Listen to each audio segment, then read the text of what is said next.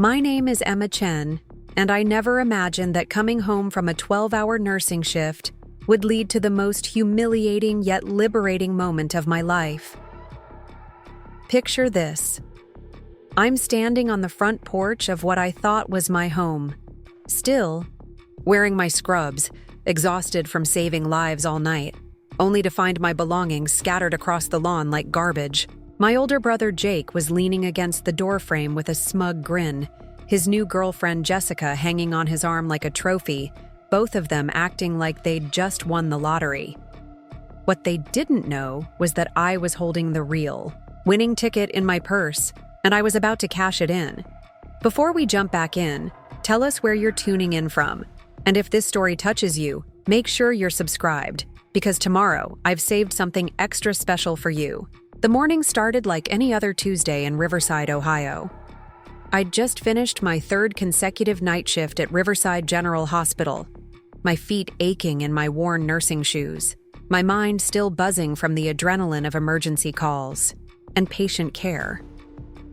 The autumn air was crisp as I drove down Maple Street, past the familiar rows of modest ranch homes where I'd grown up. Mrs. Williams was already out watering her petunias, and I gave her my usual wave through the car window. She'd been our neighbor for 20 years, watching Jake and me grow up, and had become like a grandmother to us after our parents died in that terrible car accident 5 years ago.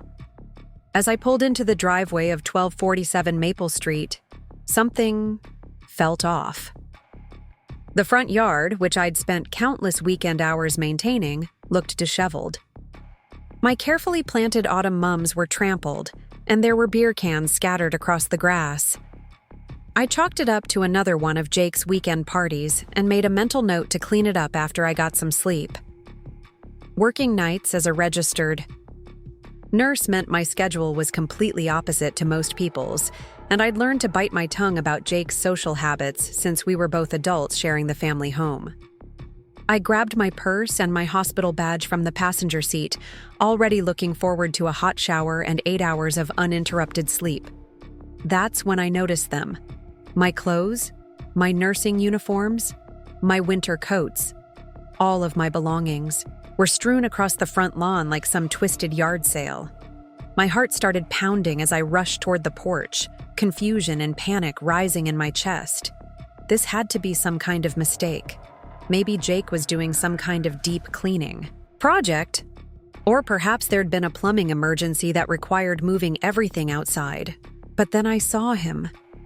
Jake was standing in the doorway wearing a faded t-shirt and yesterday's jeans, his arms crossed over his chest in a posture I recognized from our childhood whenever he was about to deliver news he knew would hurt me. Behind him, practically glued to his side, was Jessica Martinez, his girlfriend of 3 months. She was a petite blonde with perfectly manicured nails who worked part-time at the local salon and had very strong opinions about everything, despite having lived in Riverside for less than a year. Jessica was smiling, but it wasn't a friendly smile. It was the kind of smile you give someone when you think you've just won a game they didn't even know they were playing. Jake cleared his throat and stepped onto the porch, Jessica following close behind like a shadow. His voice carried that tone he'd perfected over the years, the one that made everything sound like it was completely reasonable and I was the crazy one for questioning it. He looked me straight in the eye and said the words that would change everything between us forever. "Emma, we need to talk. This arrangement isn't working anymore. I need you to find somewhere else to live." I stood there on the walkway I'd power washed just 2 weeks earlier, staring at my brother like he'd started speaking a foreign language. The exhaustion from my shift suddenly felt overwhelming, but my mind was racing. This arrangement? I wanted to laugh, but nothing about this situation was funny. The arrangement where I'd been single-handedly keeping our family home from foreclosure for the past 4 years. The arrangement where I covered every single household expense while he contributed occasionally to the grocery bill when he remembered. Jessica stepped forward then, her voice sickeningly sweet with false concern. "It's nothing personal, Emma. Jake and I are just ready to start our life together, and we need our privacy. You understand, right? You're a big girl. You can take care of yourself." The condescending tone hit me like a slap across the face. This woman, who'd been dating my brother for barely 3 months, was standing on the porch of the house I'd been paying for and telling me I needed to leave.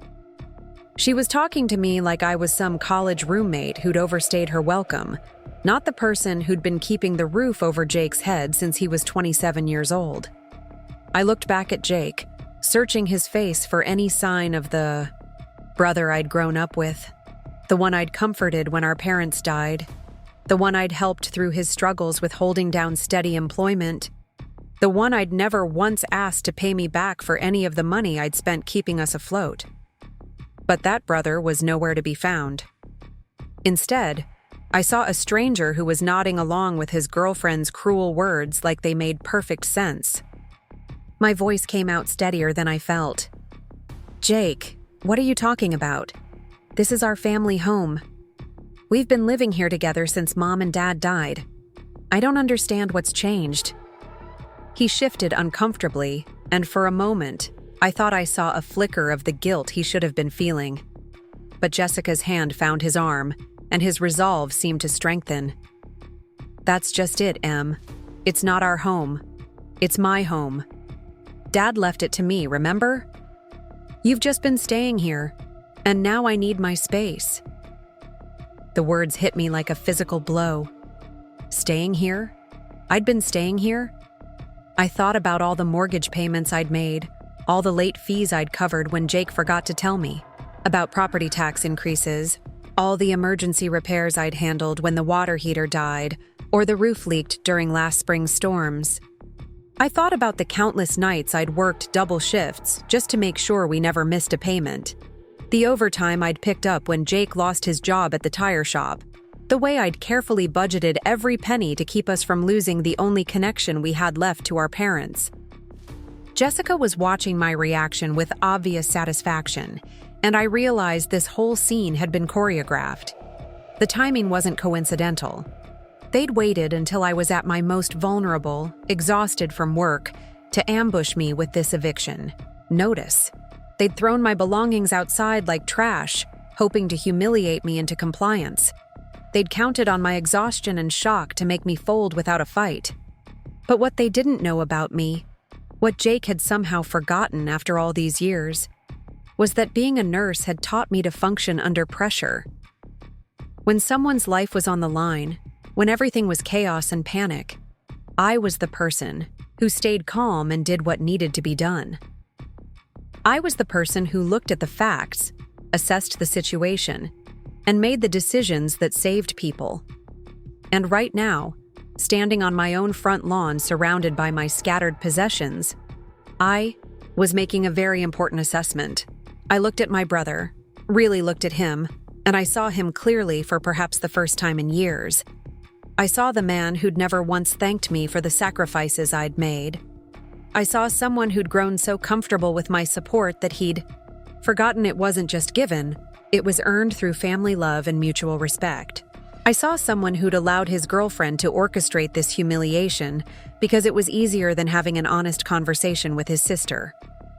My nursing bag was still slung over my shoulder, and inside it was my wallet with my credit cards, my bank information, and most importantly, my phone. Jake and Jessica were still standing there waiting for me to break down, to beg, to make this easy for them by just accepting their decision and slinking away. They wanted me to be the victim. In their story, the unwanted burden they'd finally worked up the courage to shed. Instead, I surprised them by smiling.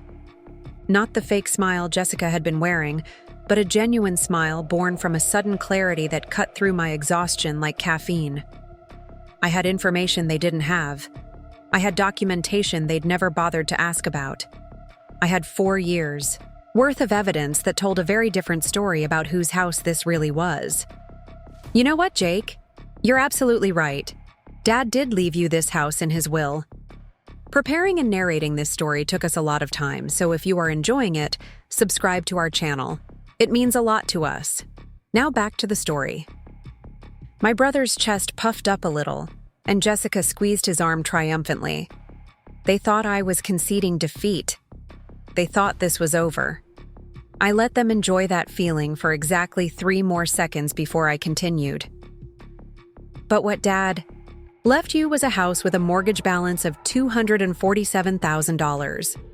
What Dad left you was a property tax bill, homeowners insurance payments, utility bills, and maintenance costs that total about $3,800 every month. What Dad left you was a responsibility, not a gift. I watched the smugness drain from Jessica's face as the math started to sink in. Jake's expression shifted from triumph to confusion, like he was trying to solve a puzzle with missing pieces. I reached into my purse and pulled out my phone, opening my banking app with practiced ease. Since you're so concerned about ownership, let me show you something interesting. I turned my phone screen toward them, displaying my bank account, transaction history, 4 years' worth of mortgage payments, each one clearly labeled Citizens Bank Mortgage Payment, with the property address listed. 4 years of property tax payments made directly from my checking account. 4 years of insurance premiums, utility bills, emergency repairs, and home improvements. Jake's face went pale as he stared at the screen. Emma, I didn't know you were keeping track of all that. Jessica's voice was sharp with irritation. So what? She was living here rent-free. She should have been contributing. I almost laughed at the absurdity of her statement. Contributing? Jessica, I haven't just been contributing. I've been paying for everything. The mortgage, the taxes, the insurance, the utilities, the repairs, everything. Jake hasn't made a single house payment since Dad died.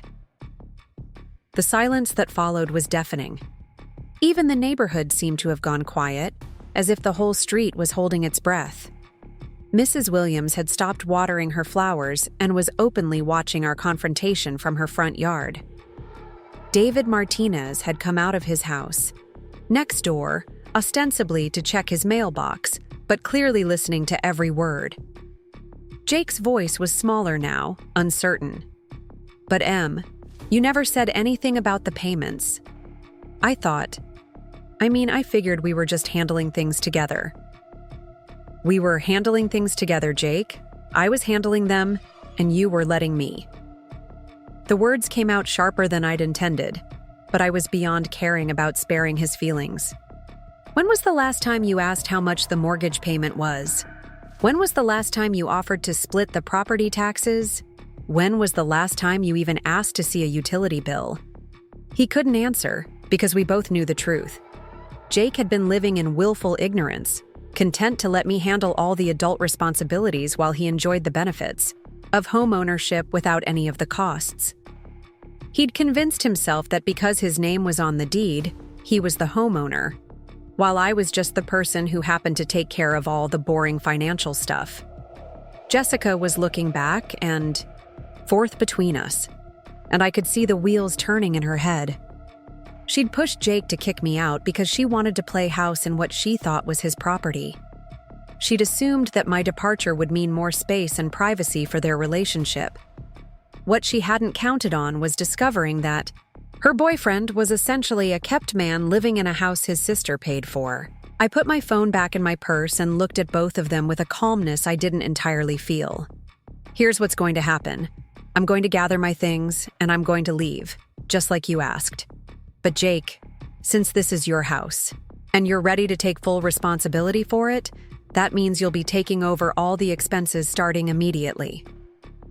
Jake's Adam's apple bobbed as he swallowed hard.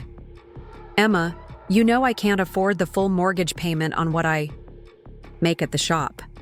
That's not my problem anymore, is it? You wanted me gone. You wanted your privacy. You wanted to be the homeowner.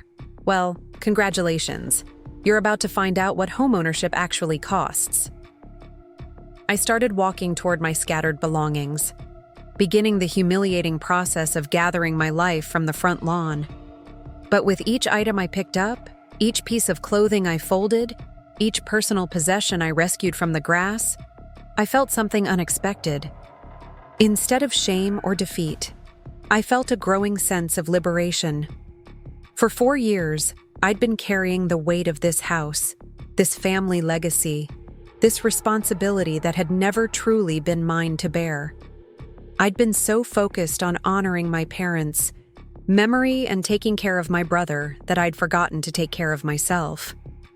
As I loaded my belongings into my car, Jake and Jessica had retreated into the house, their celebration mood thoroughly destroyed. Through the front window, I could see them having what looked like a very animated discussion. Jessica's body language had shifted from triumphant to agitated, and Jake kept running his hands through his hair, a nervous habit he'd had since childhood. Mrs. Williams approached me as I was fitting my last box into the trunk of my Honda Civic. Her voice was gentle but firm. "Emma, honey, I've been watching what's been going on over here for years. That boy has no idea what you've sacrificed for him." I straightened up and gave her a tired smile. "He's about to find out, Mrs. Williams." She patted my arm with her weathered hand. "You're a good girl, Emma. Your parents would be proud of the woman you've become. Don't you let anyone make you feel otherwise." Her words hit me harder than I expected, and I felt tears prick at the corners of my eyes. For so long, I'd been so focused on what I thought my parents would have wanted, keeping the family together, maintaining the family home, that I'd forgotten they would have wanted me to be happy and respected above all else. I gave Mrs. Williams a hug and got into my car, looking back at 1247 Maple Street one more time. It was a nice house, the kind of place where families were supposed to grow and thrive. My parents had been happy there.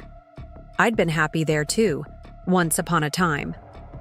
But happiness couldn't be built on a foundation of resentment and entitlement. I'd learned that lesson the hard way, but I'd learned it nonetheless. As I drove away from the only home I'd known since childhood, I felt my phone buzzing with text messages. 3 of them were from Maya, my best friend and fellow nurse, wondering if I was okay since I hadn't answered her calls. One was from my cousin Ashley, asking if I'd heard about some family drama Uncle Tom was gossiping about, and one was from Jake. I didn't read Jake's message. Whatever he had to say could wait until I'd had some sleep and some time to process what had just happened. Instead, I called Maya and told her I was coming over and that I had a story to tell her. She didn't ask questions, just told me she'd put the coffee on and clear some space on her couch. Driving through the familiar streets of Riverside toward Maya's apartment complex, I realized that for the first time in years, I had no idea what tomorrow would look like. I didn't know where I'd be living next month, or how I'd rebuild my life from scratch. But I also didn't have a mortgage payment hanging over my head anymore. I didn't have to worry about whether Jake would remember to pay the water bill, or if I'd come home to find an eviction notice because he'd forgotten to tell me about a property tax increase. For the first time since my parents died, I was responsible only for myself. It was terrifying and exhilarating and absolutely necessary. Jake had kicked me out of his house, but in doing so, he'd inadvertently set me free from a prison I'd built around myself out of guilt and misplaced family loyalty. The real story was just beginning, and I was finally ready to be the protagonist of my own life instead of the supporting character in someone else's. Maya Rodriguez had been my closest friend since nursing school, and her apartment at Cedar Point had always felt like a sanctuary to me. When I knocked on her door that Tuesday afternoon, still wearing my wrinkled scrubs and carrying a garbage bag full of clothes, she took one look at my face and pulled me inside without a single question. Her living room smelled like vanilla candles and coffee, a stark contrast to the chaos I'd just escaped. She settled me on her oversized sectional with a steaming mug and waited for me to find my words. "Jake kicked me out," I said finally, the words feeling surreal as they left my mouth. "He and Jessica threw all my stuff on the lawn and told me I had to leave because they need their privacy." Maya's dark eyes flashed with anger, but her voice remained calm. "Did he give you any notice? Any time to find a place?" I shook my head, taking a sip of the coffee that burned my tongue in a way that felt oddly grounding. "They waited until I got home from my shift this morning. Everything was already outside. Jessica was standing there smirking like she'd won the lottery, talking about how they're ready to start their life together. That's illegal, you know, Maya said, tucking her legs under herself on the couch. You can't just throw someone out without proper notice, even if they're family. You have tenant rights. The irony wasn't lost on me.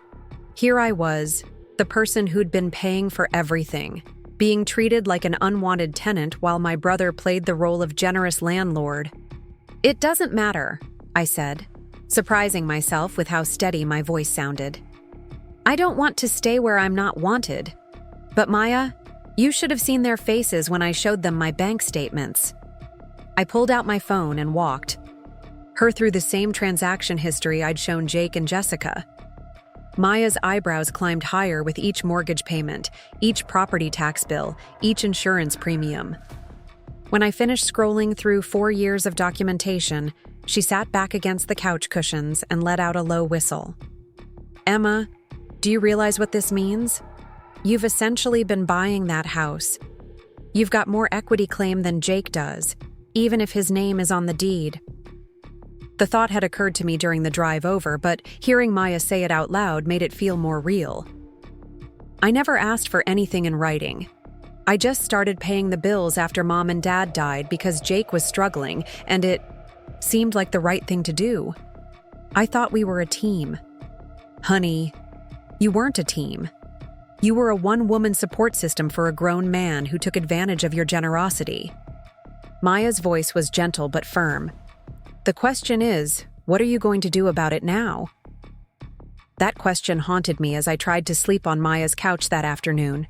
Every time I closed my eyes, I saw Jessica's smug smile, heard Jake's casual dismissal of everything I'd sacrificed for our family home. I thought about all the times I'd picked up extra shifts when money was tight, all the dates I'd turned down because I couldn't afford to go out after covering the mortgage, all the dreams I'd put on hold to keep us financially stable. When I woke up around 6 that evening, my phone was buzzing with notifications. 17 missed calls from Jake, 12 text messages, and several voicemails that grew increasingly frantic in tone. I sat up on the couch, Maya's throw blanket, pulled around my waist and opened the messages. The first few were typical Jake, trying to minimize what had happened while simultaneously defending it. Em, don't be dramatic. We just need some space. You can crash with Maya for a few days, and we'll figure something out. The messages grew more desperate as the afternoon wore on. Call me back. We need to talk about this. Emma, I'm serious. Pick up your phone. You can't just disappear like this. But it was the voicemails that really told the story.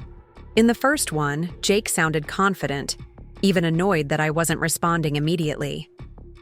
By the third voicemail, there was a tremor in his voice. Em, I went to pay for groceries and my card got declined. Did you change something with the bank account? I had to laugh at that.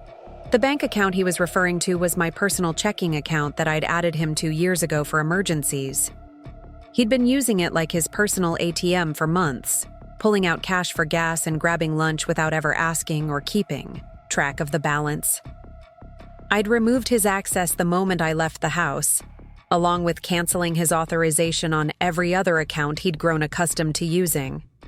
Maya emerged from her bedroom, her hair tied up in a messy bun and wearing her favorite oversized sweater. How many times has he called? 17 times in 6 hours, I said, scrolling through the call log. He just discovered that cutting me off financially goes both ways. Good, Maya said with satisfaction. Let him figure out how much adulting actually costs. You want some dinner? I'm thinking Thai takeout and a bottle of wine while you tell me everything. Over pad Thai and a crisp Chardonnay, I found myself telling Maya stories I'd never shared with anyone before. Like the time Jake's car broke down 3 weeks before Christmas, and I spent my entire holiday bonus on repairs so he wouldn't lose his job. Or the way he'd started bringing friends over every weekend without asking, leaving me to clean up their messes and replace food they'd eaten from my carefully planned grocery budget. Emma, Maya said, setting down her wine glass and looking at me seriously, how long has this been going on? And I don't mean the financial stuff. I mean him treating you like you don't matter." The question stopped me cold. I'd been so focused on the dramatic events of the day that I hadn't really examined the pattern Maya was pointing out. But as I sat there in her cozy living room, safe from Jake's entitled demands and Jessica's calculated cruelty, memories started, surfacing like items floating to the top of disturbed water. I remembered Jake's birthday 3 months ago, when I'd taken a rare day off work to cook his favorite dinner and bake a cake from scratch. He'd barely looked up from his video game to acknowledge the effort, mumbling a thanks between matches while Jessica complained that the music from the kitchen had been too loud. I remembered the way he'd started introducing me to his friends as "my sister who lives here too," instead of "my sister who keeps this place running." I remembered the gradual shift from gratitude to expectation, from partnership to patronization. "It's been so gradual," I admitted, swirling the wine in my glass. "Like watching paint fade. You don't notice it happening until one day you look up and realize everything looks different." Maya nodded knowingly. "It's called normalization. It happens in abusive relationships all the time. Someone pushes boundaries a little bit at a time until suddenly you're living in a reality that would have seemed insane 6 months earlier." The word abusive hit me like a physical blow. I'd never thought of Jake as abusive. He'd never hit me, never screamed at me, never called me names. But as Maya described it, I started to see the subtler forms of manipulation. The way he'd make me feel guilty for asking him to contribute more. The way he'd frame my financial support as just what sisters do for family. The way he'd dismiss my concerns about money as me being uptight or controlling. "I think," I said slowly, "I've been so afraid of losing the only family I have left that I let him turn me into a parent instead of a sister." Maya reached over and squeezed my hand. "You haven't lost anything, Em. You've just stopped accepting less than you deserve." That night, lying on Maya's comfortable couch and listening to the sounds of her apartment complex settling around us, I made a mental list of everything I'd given up for Jake's comfort. The nursing job in Columbus that would have paid $15,000 more per year. The cute apartment downtown that I'd looked at but decided was too expensive when I was covering 2 people's living expenses. The vacation to Ireland I'd been planning before Dad's medical bills started piling up, and I realized I needed to prioritize our family's financial stability. But I also made a list of everything I'd gained from the experience. 4 years of meticulous financial record-keeping that had taught me more about budgeting and investing than any college course. A work ethic that had impressed my supervisors and earned me consistent raises and bonus shifts. A reputation in the community as someone reliable and generous, which had led to networking opportunities and friendships I might never have developed otherwise. The next morning, I woke up before my alarm with a clarity I hadn't felt in months. Maya was already up, standing in her kitchen in pajamas and making pancakes while humming along to music playing softly from her phone. The normalcy of it, the simple pleasure of waking up in a space where I wasn't immediately calculating mortgage payments or worrying about whether Jake had remembered to pay the electric bill, felt like a gift. "Sleep okay?" Maya asked, not turning around from the stove. "Better than I have in years," I realized as I said it. "Maya, can I ask you something? Do you think I'm crazy for not fighting this? For not trying to force Jake to let me stay?" She flipped a pancake expertly and considered the question. "I think," she said finally, "that sometimes the best way to win a game is to stop playing it entirely." My phone buzzed on the coffee table where I'd left it charging. Another text from Jake, this one with a different tone entirely. "Em, please call me. Jessica and I had a fight and she left. I think I messed up." I showed the message to Maya, who snorted with laughter. 24 hours. It took 24 hours for paradise to crumble. I was tempted to respond immediately, to offer comfort and solutions like I'd been doing for years. But something held me back. Maybe it was the peaceful night of sleep I'd just enjoyed, Or maybe it was the way Maya's apartment smelled like vanilla and possibility instead of tension and unspoken resentment. Whatever it was, I found myself setting the phone aside without responding. "I want to see what happens if I don't rush in to fix this," I told Maya. "I want to see what Jake does when he has to solve his own problems." Maya grinned and slid a plate of pancakes in front of me. Now that's the Emma I remember from nursing school. The one who used to say she was going to travel the world and save lives and never let anyone dim her light.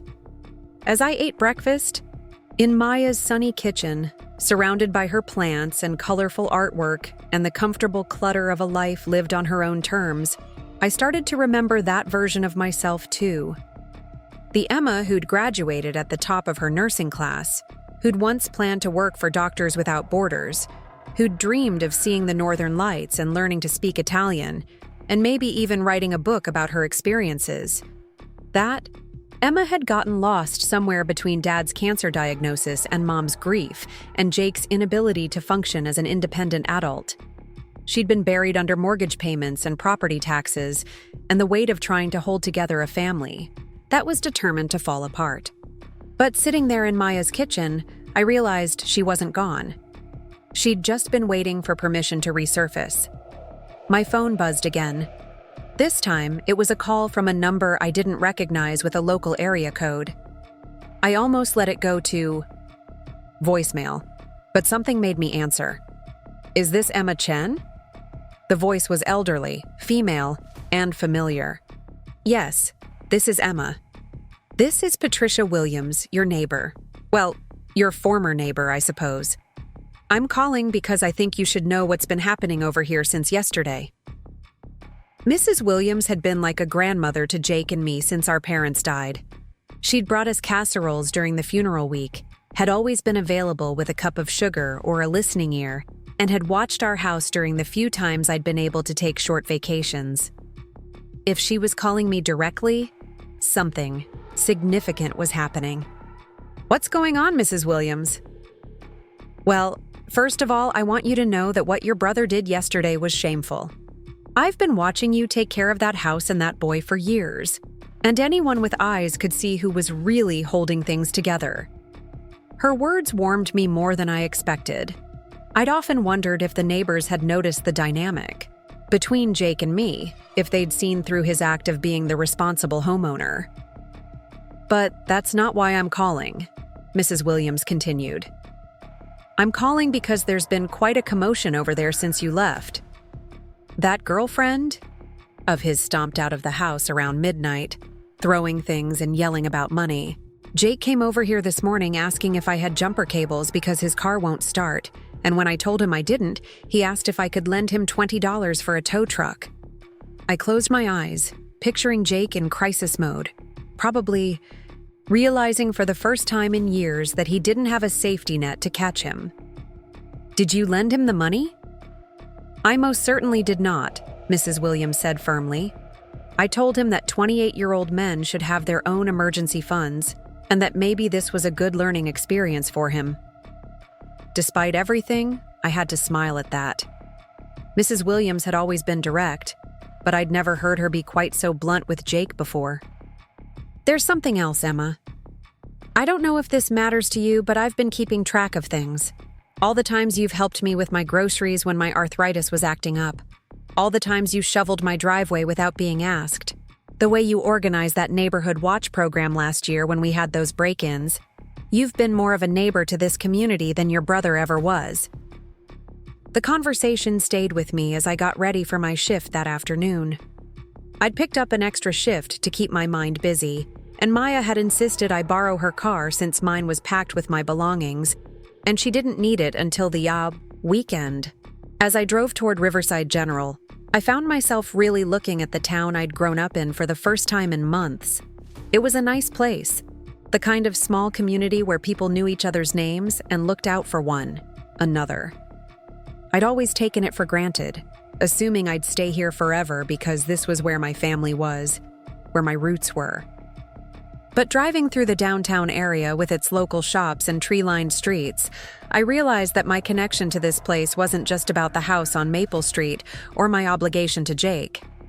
I'd built relationships here, contributed to the community, made a life that was entirely separate from my family drama. At the hospital, word of my housing situation had somehow spread among the nursing staff. Healthcare workers are notoriously good at gossip, and news travels fast in a small-town hospital. But instead of the pity I'd expected, I found support I hadn't anticipated. Dr. Sarah Chen, one of the attending physicians who shared my last name but wasn't related, stopped me in the hallway during my dinner break. "Emma, I heard about what happened with your brother.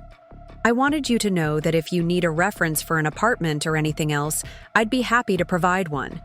Your work here speaks for itself." Nurse manager Jennifer Walsh pulled me aside near the end of my shift. "We've been talking, and we want you to know that we value you here. If you're interested, there's a full-time position opening up in the ICU next month. It comes with a significant pay increase and better benefits. I know you've been working nights to accommodate your family situation, but maybe it's time to think about what schedule would work best for you." The offer was tempting, more tempting than I wanted to admit. ICU work was challenging but rewarding, and the pay increase would be substantial. More importantly, it would mean day shifts, which would open up my social life and allow me to build relationships outside of work for the first time in years. As I drove back to Maya's apartment in the early morning hours, my phone rang again. Jake's name appeared on the screen, and this time I decided to answer.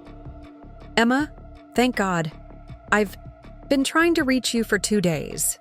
His voice sounded different, smaller. The confident arrogance from our confrontation on the lawn was completely gone, replaced by something that sounded almost like panic. "What do you need, Jake?" I need help. Jessica broke up with me. She said I was financially irresponsible and that she couldn't build a future with someone who couldn't even afford his own house. The irony was so thick I could have cut it with a knife. Jessica had pushed Jake to kick me out so they could have privacy, only to discover that privacy came with a price tag he couldn't afford. She'd wanted him to be the man of the house, right up until she realized what being the man of the house actually cost. "I'm sorry she broke up with you," I said, and I meant it. Despite everything, I didn't want to see Jake hurt. But that's not even the worst part. I tried to make the mortgage payment this morning, and I don't have enough money. The payment is due tomorrow, and I'm short almost $2,000. I pulled into Maya's parking lot and sat in her car with the engine running, staring at the dashboard as Jake's words sank in. He'd kicked me out without any thought of how he'd manage the expenses I'd been covering. He'd assumed that somehow the money would materialize, or that he'd figure it out later, or maybe that I'd continue paying from a distance out of family loyalty. "Jake, you knew what the mortgage payment was. You knew what all the bills cost. Why did you think you could afford them without my help?" "I don't know." His voice cracked slightly. "I thought maybe I could pick up more hours at the shop, or get a second job or something. I didn't realize how much everything added up to." For 4 years, I'd been handling all the financial planning, all the budgeting, all the stress of making sure we stayed current on our obligations. Jake had been living in a fantasy where money appeared when needed and bills paid themselves. Now reality was hitting him like a freight train, and he was calling me to make it stop. "What do you want me to do about it, Jake?" "I want you to come home. I want us to go back to the way things were. I made a mistake, okay? I should have talked to you instead of listening to Jessica. Can you forgive me?" The old Emma, the one who'd spent 4 years prioritizing Jake's comfort over her own well-being, would have been in the car already. She would have felt guilty for letting him struggle, responsible for fixing his mistakes, obligated to sacrifice her own stability for his poor planning. But the new Emma, the one who'd spent 2 days sleeping peacefully and thinking clearly, was asking different questions. Was Jake sorry because he'd hurt me, or because he'd hurt himself? Was he asking me to come back because he valued our relationship, or because he needed my financial support? Had he learned anything from this experience, or was he just looking for a way to return to a comfortable status quo.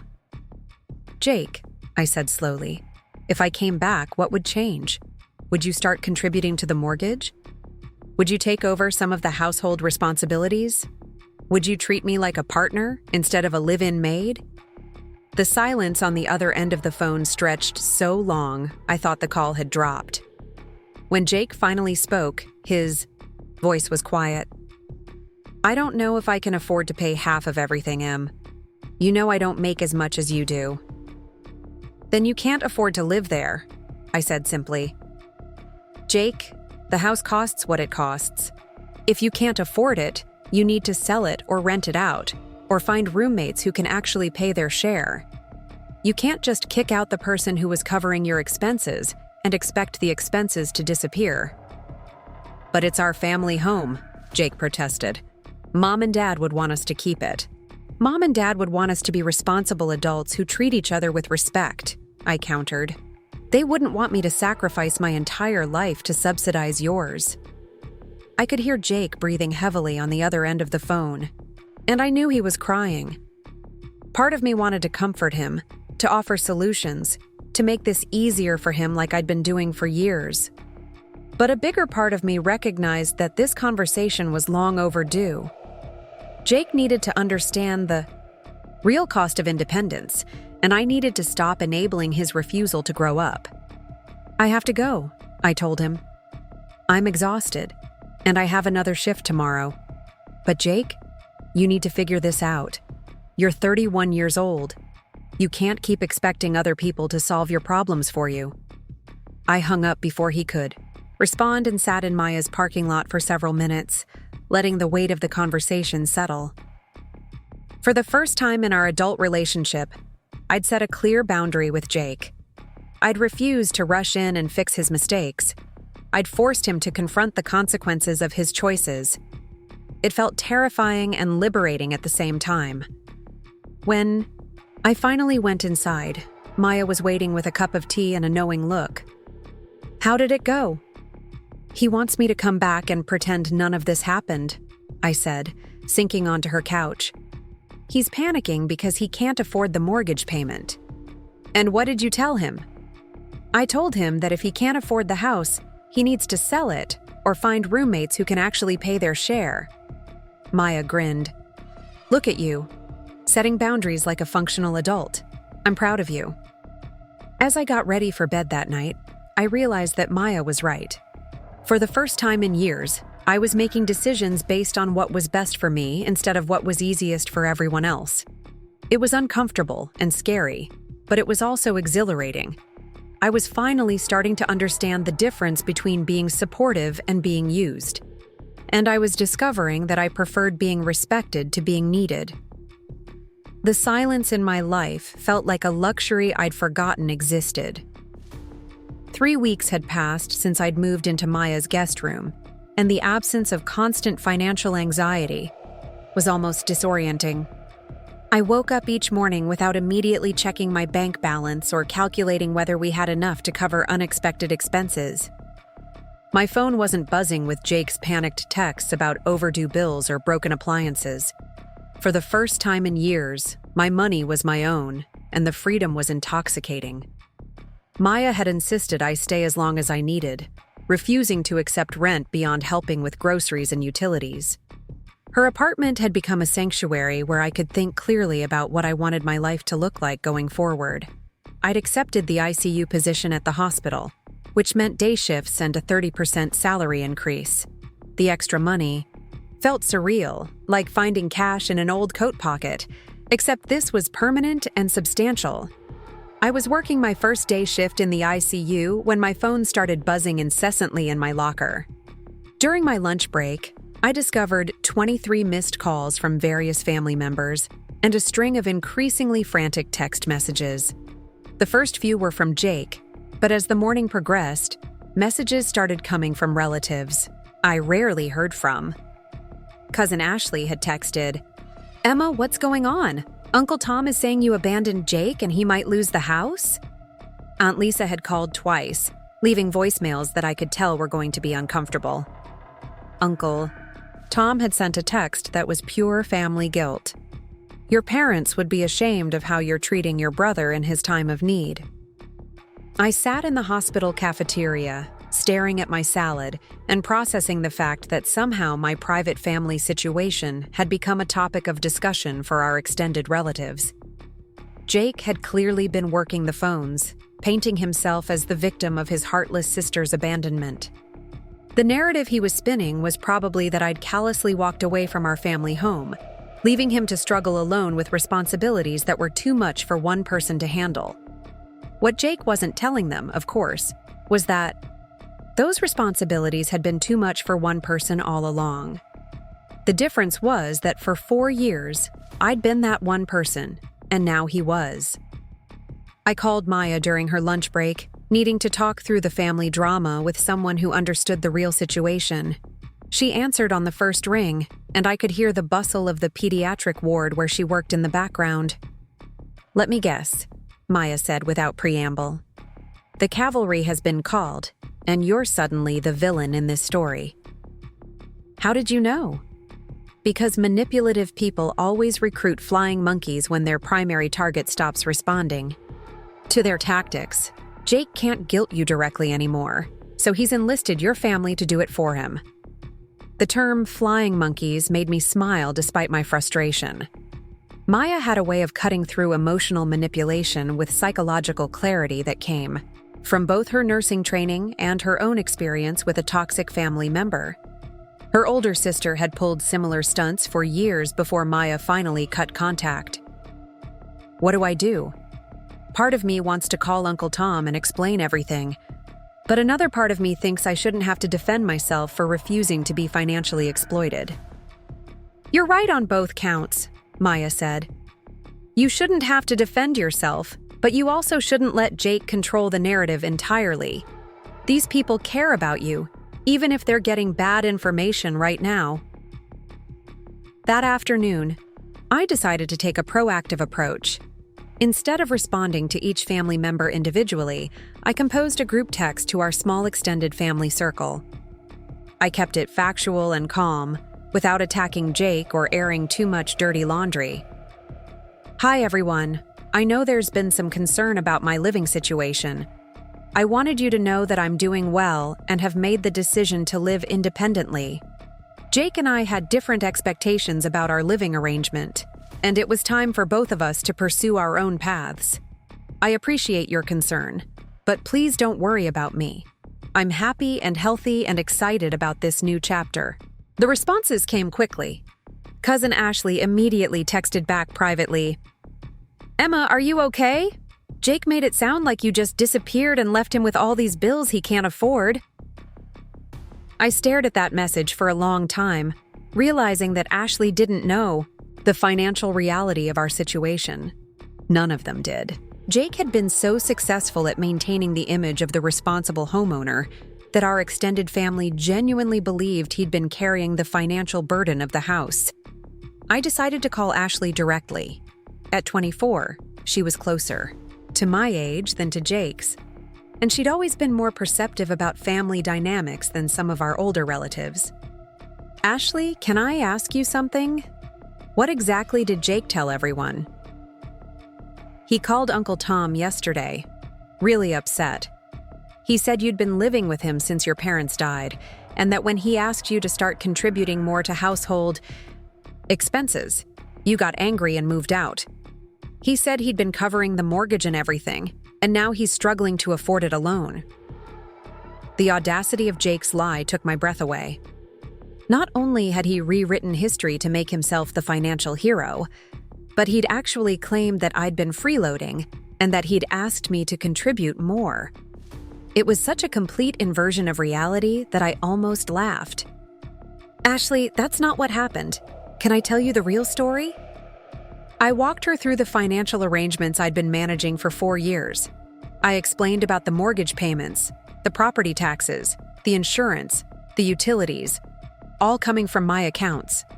I told her about Jake's sporadic employment, history, and his inability to cover even his basic personal expenses, let alone household costs. Ashley was quiet for a long time after I finished. When she finally spoke, her voice was small. "Emma, Why didn't you ever say anything? Why did you let everyone think Jake was taking care of everything? Because I thought it was temporary, I admitted. When Mom and Dad first died, Jake was really struggling emotionally, and I thought if I just helped him get back on his feet, he'd eventually take over his share. I didn't want to embarrass him or make the family think he couldn't handle responsibility. But 4 years, Emma? You covered everything for 4 years? Yeah, and I probably would have kept doing it if he hadn't decided he wanted me gone. Ashley sighed heavily. Uncle Tom is going to feel like an idiot when he finds out. He was talking about organizing some kind of family intervention to make you do the right thing and help Jake keep the house. The idea of a family intervention based on completely false information was both infuriating and absurd.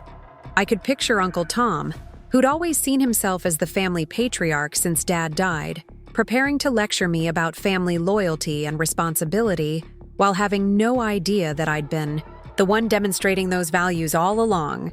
Ashley, I need you to understand that I'm not trying to hurt Jake or punish him, but I also can't keep sacrificing my own financial stability to enable his irresponsibility. He's 31 years old. It's time for him to figure out how to support himself. I get it, Ashley said. And Emma? For what it's worth, I think you're brave. I don't know if I would have been able to walk away from that situation. That conversation gave me the courage to call Uncle Tom directly. He'd been like a second father to Jake and me after our parents died, and his opinion mattered to me more than I wanted to admit. But I also couldn't let him continue believing Jake's version of events. Uncle Tom answered on the second ring, his voice carrying the tone of disappointed authority I remembered from childhood. Emma, I'm glad you called. We need to talk about this situation with your brother. I agree, I said. But first, I think you need to know the whole story. I could hear Uncle Tom settling into what sounded like his recliner, preparing for what he probably expected to be a conversation about my selfishness and lack of family loyalty. Instead, I methodically walked him through the same financial history I'd shared with Ashley. The mortgage payments, the insurance, the taxes, the utilities, the repairs. 4 years of documentation that told a very different story than the one Jake had shared. Uncle Tom was silent for a long time after I finished. When he finally spoke, his voice had changed completely. Emma, are you telling me that you've been paying for everything? The entire house payment? Everything except groceries, and even those sometimes when Jake was between jobs. And Jake told me you'd been living there without contributing anything, that he'd been carrying all the financial responsibility. Uncle Tom, Jake hasn't made a single mortgage payment since Mom and Dad died. He hasn't paid a utility bill or a property tax bill or an insurance premium. I have 4 years of bank statements that prove it. The silence stretched so long I thought the call had dropped. When Uncle Tom spoke again, his voice was rough with emotion. Emma, honey, I owe you an apology. I had no idea. Jake made it sound like you were being unreasonable and selfish. I don't need an apology, I said. But I need you to understand that I didn't abandon Jake. I just stopped allowing him to take advantage of me. Why didn't you ever tell us what was really happening? Why did you let Jake take credit for everything you were doing? It was the same question Ashley had asked, and it forced me to examine my own motivations in a way that was uncomfortable, but necessary. Because I thought I was protecting him. I thought if I could just help him through the rough patch after Mom and Dad died, he'd eventually step up. I didn't want the family to see him as a failure. But Emma, you were barely 24 when your parents died. You shouldn't have had to protect anyone. We should have been protecting you. Uncle Tom's words hit me harder than I expected. I'd been so focused on being strong, on holding everything together, that I'd forgotten I'd been grieving too. I'd been a young woman who'd lost her parents and taken on responsibilities that should have been shared or handled by more experienced adults. Instead of receiving support, I'd become the family's invisible support system. "What's done is done," I said. "But Uncle Tom, I need you to know that I'm okay. I'm more than okay. I have a good job, I'm financially stable, and I'm finally putting my own needs first for the first time in years. And Jake? What's going to happen to him?" "Jake is going to have to figure out how to be an adult. He can sell the house, find roommates, get a second job, or any combination of those things. But he can't keep expecting me to subsidize his lifestyle." After I hung up with Uncle Tom, I felt a strange mix of relief and sadness. Relief that the truth was finally out, that I no longer had to carry the burden of maintaining Jake's false image. But also sadness that it had taken a family crisis for me to realize how long I'd been making myself invisible in service of someone else's comfort. Maya found me that evening sitting on her balcony, watching the sunset and processing the day's conversations. She settled into the chair next to me with 2 glasses of wine and a knowing look. "How did the family phone calls go?" "Better than expected, actually. Uncle Tom apologized and said he understood why I left. Ashley is on my side. Completely. I think the truth is spreading through the family pretty quickly. And how do you feel about that?" I considered the question seriously. Vindicated, I guess, but also kind of sad that it took this long for anyone to know how much I was really doing. Maya nodded thoughtfully. "You know what I think? I think you've been so busy being the perfect daughter and sister that you forgot to be Emma. You've been so worried about what everyone else needed that you never asked what you needed." She was right, and the realization was both liberating and terrifying. For most of my adult life, my identity had been wrapped up in being helpful, being reliable, being the person who fixed problems and made sacrifices. I'd been so good at that role that I'd forgotten there were other ways to exist in the world. "So what does Emma need?" Maya asked gently. "I have no idea," I admitted. "For the first time in years, I can think about what I want instead of what everyone else needs from me. It's actually kind of overwhelming." "That's normal," Maya said. "When you've been living for other people for so long, freedom can feel scary at first. But Emma, you're 28 years old. You have a great career, you're financially independent, and you're finally free to make choices based on what makes you happy. That's not scary. That's exciting." As if summoned by our conversation about family drama, my phone rang with Jake's number. I'd been avoiding his calls for 3 days, letting them go to voicemail while I processed everything that had happened with our extended family.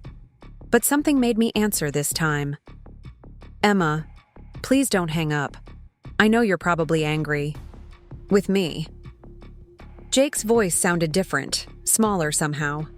The entitled confidence from our confrontation on the lawn was completely gone, replaced by something that sounded like genuine desperation. "I'm not angry, Jake. I'm just tired. I know I messed up. I know I've been taking you for granted. Uncle Tom called me today and he was really disappointed in me. He said you told him about all the money you've been paying, and he made me realize how unfair I've been." I closed my eyes, feeling a familiar tug of sympathy for my brother. This was the pattern we'd established over the years. Jake would push boundaries until he faced real consequences, then he'd apologize and promise to do better, and I'd soften and give him another chance. But this time felt different. This time, I'd had enough space and perspective to see the pattern clearly. "Jake, I'm glad you're starting to understand how the finances really worked, but I need you to know that this isn't just about money. It's about respect. It's about partnership. It's about treating me like family instead of like hired help. I do respect you, Em. I've always respected you." "No, you haven't. You respected what I could do for you. You respected my paycheck and my willingness to clean up your messes. But you didn't respect me as a person with my own needs and goals and dreams." Jake was quiet for a moment. When he spoke again, his voice was even smaller. "What can I do to fix this? How can I make it right?" "You can start by taking full responsibility for your own life. You can stop expecting other people to solve your problems. You can get a second job or find roommates or sell the house, whatever it takes to live within your means. But Emma, what if I can't do it alone? What if I fail? Then you fail, and then you figure out what to do next. Jake, failure isn't the worst thing that can happen to you. Staying dependent on other people forever is worse. Does this mean you're never coming home? Are we never going to be a family again? The question broke my heart a little, because I could hear the lost little boy in Jake's voice, the brother who'd cried at our parents' funeral and clung to me like I was his lifeline. But I also heard the manipulative adult who'd learned to use that vulnerable child as a weapon to get what he wanted. We'll always be family, Jake, but we can't go back to the way things were. I can't go back to being your financial safety net and emotional caretaker. If you want a relationship with me, it has to be between two equal adults who respect each other. I don't know how to do that, Jake admitted. Then you'll have to learn, just like I'm learning how to put my own needs first for the first time in my life. After I hung up, Maya and I sat in comfortable silence as the sky darkened around us. The conversation with Jake had been painful but necessary, like setting a broken bone. It hurt in the moment, but it was the only way for healing to begin. That sounded hard, Maya said eventually. It was, but it was also honest. I think it's the first completely honest conversation Jake and I have ever had. How do you feel? I considered the question carefully. Sad, but also hopeful. For the first time, I think Jake might actually understand that his actions have consequences. And for the first time, I think I understand that I don't have to protect him from those consequences. The next few days brought a series of developments that confirmed Maya's prediction about the truth spreading through our family network. Aunt Lisa called to apologize for believing Jake's story without getting my side. Cousin Ashley shared what she'd learned with her friends, several of whom had been in similar situations with financially irresponsible family members. But the most significant call came from Mrs. Williams, my elderly neighbor who had witnessed the entire situation unfold. Emma, dear, I hope you don't mind me calling. I got your number from the hospital directory. Of course not, Mrs. Williams. It's always good to hear from you. I wanted you to know what's been happening over at your old house. Jake has been struggling quite a bit since you left. His car was repossessed last week, and I've seen several official-looking notices taped to the front door. I felt a familiar stab of worry for Jake, followed immediately by a reminder that his financial problems were no longer my responsibility to solve. That's unfortunate, but I hope he figures out what he needs to do. That's not why I'm calling, though. I'm calling because I want you to know that everyone in the neighborhood understands what really happened. We've all been watching you take care of that house and that boy for years. David Martinez told me about all the times you helped him with his medical emergencies. The Johnsons remember when you organized the neighborhood watch after those break-ins. We all saw who was really keeping that household running. Mrs. Williams paused, and I could hear her gathering her thoughts. Emma, I want you to know that you have nothing to be ashamed of. You did everything a good sister could do, and more than anyone should have expected. That boy's problems are his own making, and don't you let anyone tell you otherwise. Her words meant more to me than any family apology had. Mrs. Williams had been watching our situation with the clear eyes of an outsider who cared about both of us. Her validation carried the weight of objective truth. There's something else, Mrs. Williams continued. I know it's not my place, but I think you should know that several people in the neighborhood have been asking about you. Dr. Peterson from 3 houses down mentioned that his medical practice has been looking for an experienced nurse to manage their patient care coordination.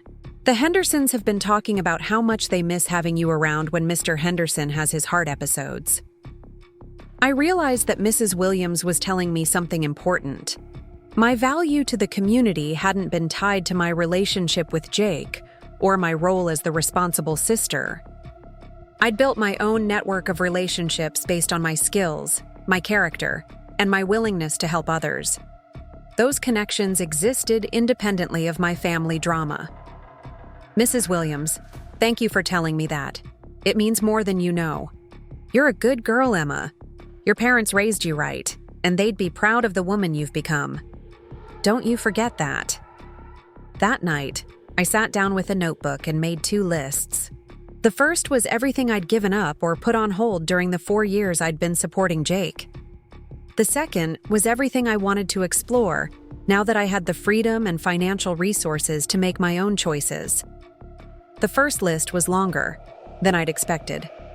The nursing job in Columbus I'd turned down. The weekend trips I'd skipped because I couldn't afford them after covering household expenses. The continuing education courses I'd wanted to take but couldn't because I was working too many shifts to stay financially stable. The friends I'd lost touch with because I was always too tired or too broke to maintain social relationships. But the second list was even longer, and it filled me with an excitement I hadn't felt in years. I could finally take that Italian language class I'd been wanting to try. I could save for a real vacation, maybe that trip to Ireland I'd dreamed about before Dad got sick. I could afford to eat at restaurants occasionally, to go to movies, to buy clothes that weren't from discount stores. More importantly, I could make career decisions based on what interested me rather than what paid the most. I could consider traveling nurse positions that would let me see different parts of the country. I could think about going back to school for my nurse practitioner degree. I could explore opportunities with organizations like Doctors Without Borders that I'd once dreamed of joining.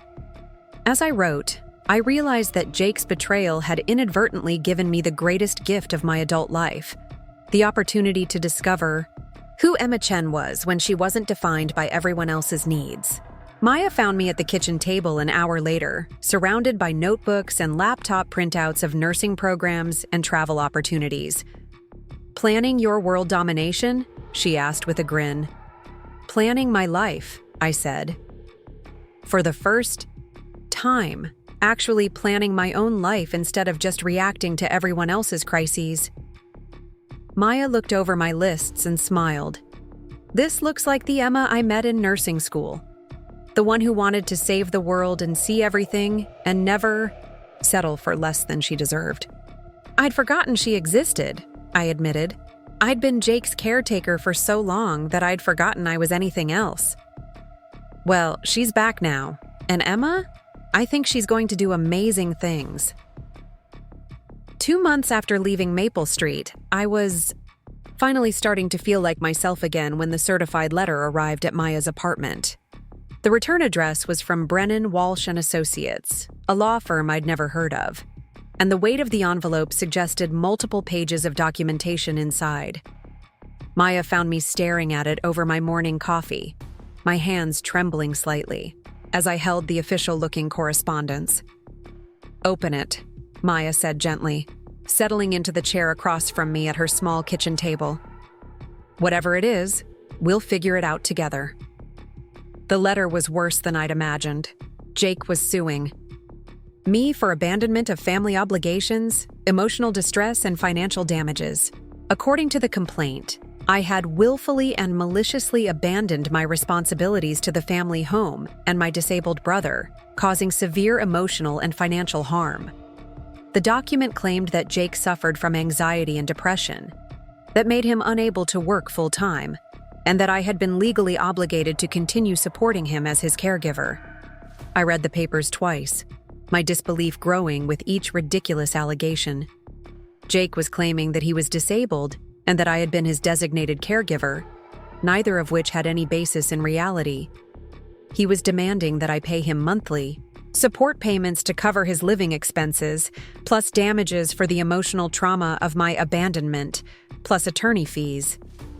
The total amount he was seeking was over $80,000. "This is insane," I said, my voice barely above a whisper. "Maya, he's completely fabricated this entire narrative. He's never been diagnosed with any disability that prevents him from working. He's never been declared legally incompetent. I was never appointed as his caregiver in any official capacity." Maya read over the documents with the careful attention she usually reserved for medical charts. Her expression grew more incredulous with each page. "Emma, this is beyond frivolous. This is fraudulent. He's making claims that can be easily disproven with medical records and employment history." The timing of the lawsuit felt calculated and cruel. Jake had waited until I'd started to rebuild my life, until I'd found some peace and stability to launch this attack. He'd probably hoped that the threat of legal action would force me back into our old dynamic, that I'd be so scared of the expense and stress of fighting him that I'd just give in and resume supporting him. But as I sat in Maya's sunny kitchen, surrounded by the life I'd built for myself over the past 2 months, I realized that Jake had made a critical miscalculation. The old Emma might have been intimidated into compliance. The old Emma might have paid him off just to make the problem go away. But the new Emma, the one who'd discovered her own worth and learned to set boundaries, was angry.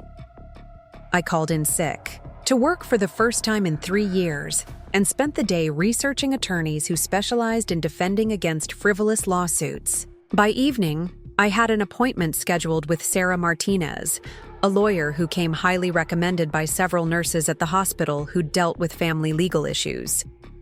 Sarah's office was in a converted Victorian house downtown, and her approach was immediately reassuring. She read through Jake's complaint with the detached professionalism of someone who'd seen similar cases before, occasionally making notes in the margins or shaking her head at particularly outrageous claims. "Ms. Chen," she said finally, setting the papers aside and looking at me directly, "this lawsuit is what we call a SLAP suit, strategic litigation against public participation. It's designed to intimidate you through the legal process rather than to actually win in court. Your brother's attorney is either incompetent or unethical, because these claims are easily disprovable." "So you think we can fight it?" "I think we can demolish it," Sarah said with confidence. "But more importantly, I think we can file a countersuit for malicious prosecution and potentially recover your attorney fees and damages for the stress he's putting you through." Sarah explained that defending against Jake's lawsuit would require gathering extensive documentation to prove that his claims were false. We'd need his employment records to show that he wasn't disabled and was capable of working full-time. We'd need medical records to disprove his claims about depression and anxiety, preventing him from functioning independently. Most importantly, we'd need financial records to show the true nature of our living arrangement. "The good news," Sarah continued, "is that you've been meticulous about documenting your financial contributions. Your bank statements and payment records are going to be our strongest evidence. The bad news is that this process is going to be expensive and time-consuming." I thought about the money I'd saved over the past 2 months, the emergency fund. I'd been building for the first time in my adult life. Using it to defend myself against my own brother's greed felt like a betrayal of everything I'd worked for. But I also knew that giving in to Jake's demands would mean returning to a life of financial servitude and emotional manipulation. How much are we talking about? For a case like this, probably $15,000 to $20,000 in legal fees, assuming it doesn't go to trial. If it does go to trial, it could be significantly more. The amount was staggering, but I realized that Jake was essentially holding my future hostage. If I didn't fight this lawsuit, he'd know that legal threats could control me. He'd probably file another one whenever he needed money or wanted to punish me for maintaining my independence. "Let's do it," I said. "Let's fight this and make sure he can never try this again." Over the next several weeks, preparing for Jake's lawsuit became a part-time job. Sarah's paralegal helped me organize 4 years' worth of financial records, creating a timeline that clearly showed my contributions versus Jake's lack thereof. We gathered employment records from Jake's various jobs, documenting his ability to work and his history of quitting or being fired for attendance issues rather than any medical condition. The most challenging part was dealing with Jake's claims about his mental health. Sarah explained that we'd need expert testimony to counter his allegations about depression and anxiety making him unable to work. She recommended a forensic psychiatrist who could review Jake's records and provide an objective assessment of his claims. Dr. Michael Thompson was a soft-spoken man in his 50s who specialized in disability evaluations for legal cases. He spent 2 hours interviewing me about Jake's behavior and functioning over the years since our parents died. His questions were thorough and sometimes uncomfortable, forcing me to examine aspects of my relationship with Jake that I'd preferred to ignore. "Ms. Chen," Dr. Thompson said near the end of our session, "based on what you've described, your brother doesn't exhibit any symptoms of a disabling mental health condition. What he exhibits is what we call learned helplessness combined with manipulative behavior patterns. He's discovered that claiming to be unable to function gets him the support he wants without having to take responsibility for his choices." The clinical terminology for Jake's behavior was somehow both validating and heartbreaking. It confirmed what I'd suspected but hadn't wanted to acknowledge: that Jake had been deliberately exploiting my love and sense of family obligation. He'd weaponized his vulnerability to avoid growing up and taking care of himself. As we built our defense, the true extent of Jake's desperation became clear. Sarah's investigator discovered that Jake had been consulting with multiple attorneys before finding one willing to take his case. Most had apparently told him that his claims were without merit, but he'd finally found someone willing to file the lawsuit on a contingency basis, meaning they'd only get paid if they won. "This tells us something important about your brother's attorney," Sarah explained during one of our preparation meetings. "No competent lawyer would take this case on contingency unless they were either desperate for clients or planning to use the lawsuit as leverage to force a settlement." The discovery process revealed even more troubling information about Jake's activities since I'd left. He'd applied for disability benefits under false pretenses, claiming that anxiety and depression prevented him from working. He'd been turned down twice, but continued to appeal the decisions.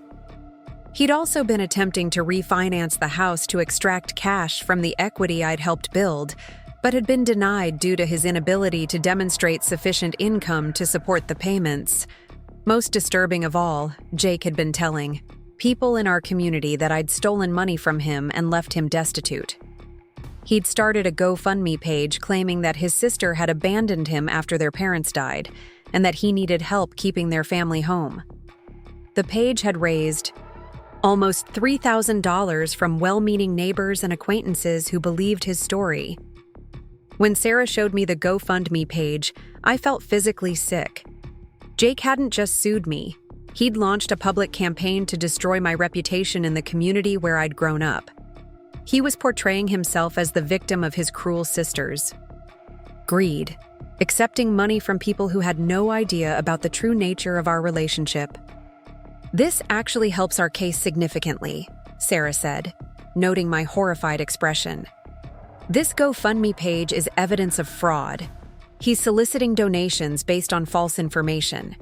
We can use this to strengthen our countersuit and potentially pursue criminal charges for fraud." The weight of fighting Jake's lawsuit was enormous, but I wasn't fighting it alone. Maya had become my unofficial case manager, helping me organize documents and providing emotional support during the most stressful moments. Uncle Tom had offered to testify about the true financial arrangements in our household, and Mrs. Williams had volunteered to provide testimony about Jake's actual functioning level and work capacity. Most surprisingly, several of my co-workers at the hospital had offered to help with legal expenses. When word spread about Jake's lawsuit, a collection had been started among the nursing staff. Dr. Peterson, the neighbor Mrs. Williams had mentioned, had sent a check with a note saying that he'd always admired my character and wanted to help me fight against what he called family exploitation. The community support was overwhelming and humbling. People who barely knew me were willing to contribute to my legal defense because they'd observed enough about my character to know that Jake's claims were false. Their faith in me strengthened my resolve to see the case through to the end. 6. Weeks before our scheduled court date, Jake's attorney contacted Sarah about a settlement conference. They were willing to drop the lawsuit if I agreed to pay Jake $10,000 and sign a non-disclosure agreement preventing me from discussing the case publicly. "Absolutely not," I told Sarah without hesitation. I'm not paying him a penny, and I'm not signing anything that prevents me from telling the truth about what happened." "I was hoping you'd say that," Sarah replied with a smile. "Because I think we're going to destroy them in court, and I want that destruction to be public." As the court date approached, I found myself feeling strangely calm. The past few months had been the most stressful of my life, but they'd also been clarifying. Fighting Jake's lawsuit had forced me to examine every aspect of our relationship and to articulate clearly why his treatment of me had been wrong. I'd had to gather evidence of my own worth, to document my contributions, to prove that I deserved respect and fair treatment. The process had been expensive and exhausting, but it had also been empowering. I was no longer the silent sister who absorbed abuse to keep the family peaceful. I was a woman who was willing to fight for her right to live with dignity and independence. The morning of the hearing, Maya drove me to the courthouse in her car because my hands were shaking too badly to drive safely. Sarah met us outside the building, looking confident and professional in her navy suit. She'd prepared me thoroughly for what to expect, but the reality of facing Jake in a courtroom still felt surreal. Jake was already seated at the defendant's table with his attorney when we entered the courtroom. He looked smaller than I remembered, and older.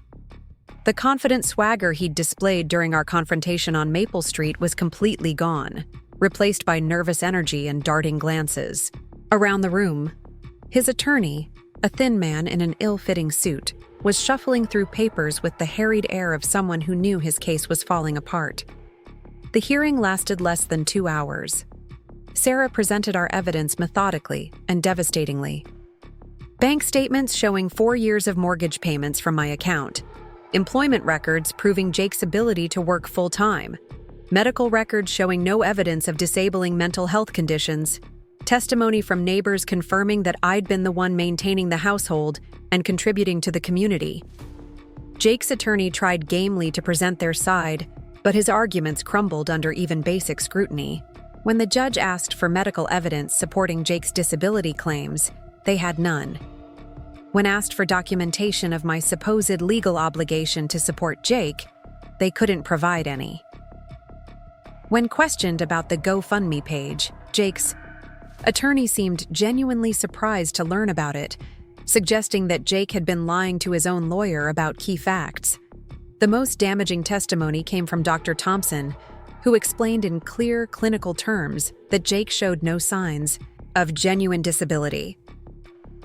"The defendant exhibits what we call secondary gain behavior," Dr. Thompson testified. "He has learned that claiming inability to function results in others taking care of his responsibilities. This is a choice, not a medical condition." When it was Jake's turn to testify, his story fell apart completely. Under Sarah's cross-examination, he admitted that he'd never been diagnosed with any disabling condition. He couldn't explain why he'd been able to work full-time at various jobs, but claimed to be unable to work when it came to supporting himself independently. Most damaging of all, he admitted that he'd known I was paying all the household expenses, but had never offered to contribute more than occasional grocery money. "Mr. Chen," Sarah asked during her final questions, "did you ever thank your sister for paying your mortgage for 4 years?" Jake's silence stretched so long that the judge had to remind him to answer the question. I thought she wanted to help," Jake finally mumbled. "That's not what I asked. Did you ever thank her?" "I don't remember." The judge's ruling was swift and decisive. Not only did he dismiss Jake's lawsuit with prejudice, meaning it could never be refiled, but he awarded me attorney fees and damages for malicious prosecution. The total award was $32,000, which would cover my legal expenses and compensate me for the stress and harm Jake had caused. "Mr. Chen," the judge said, addressing Jake directly, "this court finds that your lawsuit was frivolous, malicious, and brought in bad faith. You have wasted this court's time and resources with claims that had no basis in fact or law. You are fortunate that I'm not referring this matter to the state bar for investigation of your attorney's conduct." As we left the courthouse, Jake tried to approach me in the hallway. Sarah stepped between us immediately. but Jake's words carried anyway. "Emma, please. I'm sorry. I didn't think it would go this far. Can we talk?" I looked at my brother. Really looked at him, for what I knew would probably be the last time. The man standing in front of me bore little resemblance to the boy I'd grown up with, or the young man I'd comforted after our parents died. This was a stranger who'd been willing to destroy my reputation and drain my savings to avoid taking responsibility for his own life. "No, Jake," I said quietly. "We can't talk. We're done." The finality in my voice seemed to hit him like a physical blow. He started to say something else, but Sarah guided me toward the exit before he could continue. As we walked away, I could hear him behind us, his voice cracking as he called my name one last time. I didn't look back. 3 months later, I was packing boxes in my new apartment across town when Maya knocked on my door with a bottle of champagne and a huge grin. The apartment was small but perfect, with big windows that let in afternoon light and a kitchen just large enough for me to experiment with cooking again. It was the first place I'd ever lived that was entirely my own, chosen and furnished according to my tastes rather than inherited circumstances. "What's the champagne for?" I asked, though Maya's excitement was infectious enough that I was already smiling. "2 things," Maya announced, settling onto my new couch with obvious satisfaction. "First, the GoFundMe investigation is complete. Jake has been charged with fraud and ordered to pay back all the money he collected, plus fines. Second, and more, importantly, I have news about your future." She handed me an official-looking envelope with my name written in elegant script. Inside was a letter from Doctors Without Borders, offering me a position with their emergency response team in Southeast Asia. The assignment would last 18 months and include training in tropical medicine, disaster response, and international healthcare coordination. "Maya, this is incredible, but how did they even know about me?" "Dr. Peterson from your old neighborhood apparently knows someone who works with them. He recommended you based on your work at the hospital and your, let's call it your demonstrated ability to function under pressure." I read through the offer letter 3 times, hardly believing that an opportunity I'd dreamed about for years was actually within reach. The salary was modest but sufficient, and the experience would be invaluable for my long-term career goals. Most importantly, it represented everything I'd wanted before my life got derailed by family obligations and financial stress. There's no way I could have accepted this offer a year ago, I realized out loud. I would have been too worried about leaving Jake, too committed to maintaining the house, too broke from supporting both of us. And now? Now I'm free to choose based on what I want, not what everyone else needs from me. That evening, I called Uncle Tom to tell him about the Doctors Without Borders offer. His response was everything I'd hoped for and nothing like the guilt-inducing conversations I'd grown accustomed to with family members. "Emma, that's wonderful. Your parents would be so proud. You're going to do incredible things." "Thank you. Uncle Tom, that means everything to me." "Can I ask you something? Do you have any regrets about how things ended with Jake?" I considered the question seriously. Did I regret the pain Jake was experiencing? Yes, because despite everything, I still loved the brother he'd once been. Did I regret the family tension my boundaries had created? Sometimes, because I valued harmony and wished things could have been different. Did I regret standing up for myself and refusing to accept less than I deserved? Never. I regret that it took me so long to recognize that love without respect isn't really love at all, I said finally. I regret that I enabled Jake's irresponsibility for so long that he never learned to take care of himself. But I don't regret choosing my own happiness and future over his comfort. That's a very mature perspective, Emma, and for what it's worth, I think you made the right choice. On my last day at Riverside General, the nursing staff threw me a farewell party in the break room. The cake was decorated with a globe and the words, "Bon voyage, Emma," in bright blue frosting. Dr. Peterson had come by to wish me well, along with several patients I'd cared for over the years. "You know," said Jennifer Walsh, the nurse manager who'd offered me the ICU position, "in 20 years of healthcare management, I've never seen someone grow as much as you have in the past 6 months. You've gone from being someone who made herself invisible to someone who shines." Her words stayed with me as I drove through Riverside one last time before heading to the airport. I took a detour past Maple Street, though I wasn't sure why. The house looked smaller than I remembered, and the garden I'd planted was overgrown with weeds. There was a for sale sign in the front yard, which didn't surprise me. Jake had probably finally accepted that he couldn't afford to keep the house without my financial support. Mrs. Williams was in her front yard and waved when she saw my car. I pulled over and got out to say goodbye.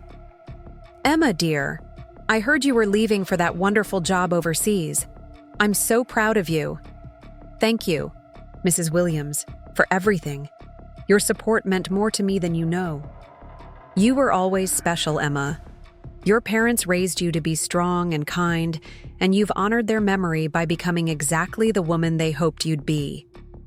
As I hugged her goodbye, Mrs. Williams whispered in my ear, "That boy of yours finally moved out last week.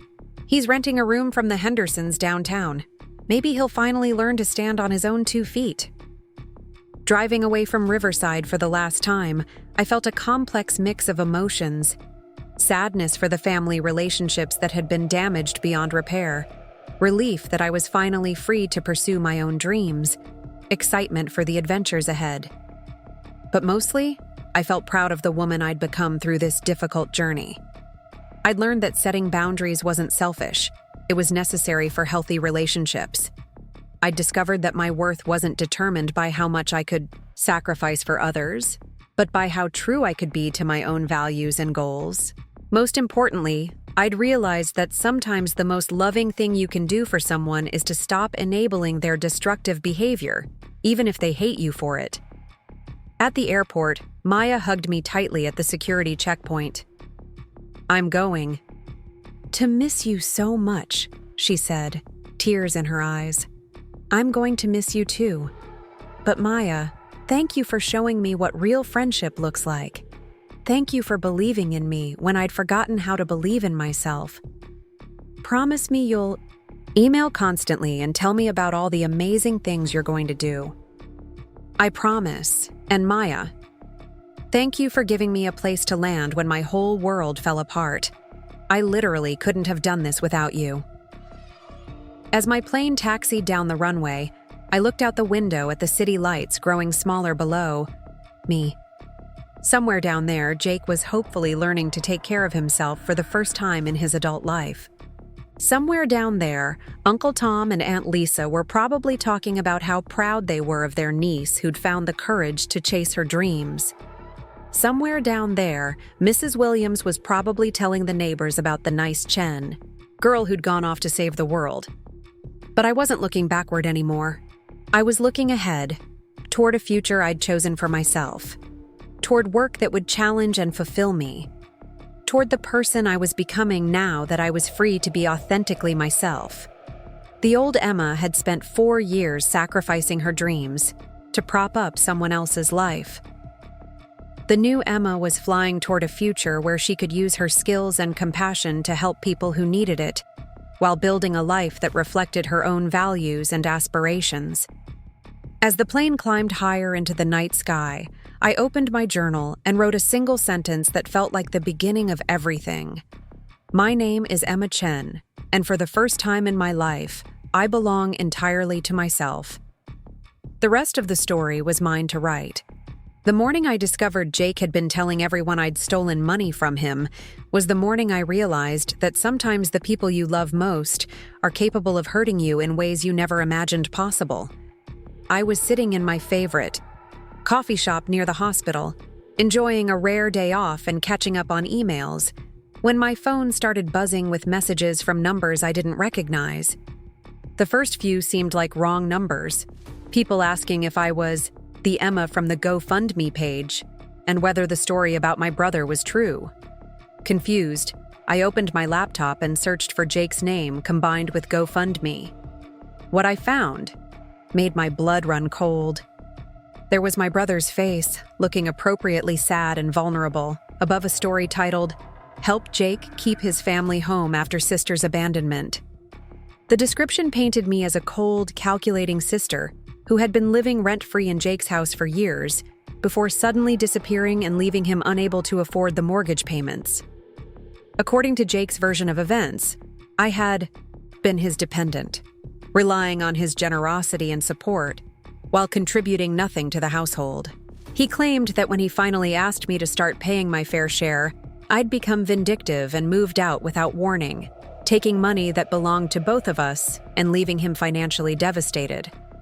The page had already raised over $4,000 from well-meaning strangers who believed they were helping a man betrayed by his selfish sister. I read through the comments section with growing horror. Dozens of people had donated money while expressing their disgust at my supposed behavior. "What kind of sister does this to family?"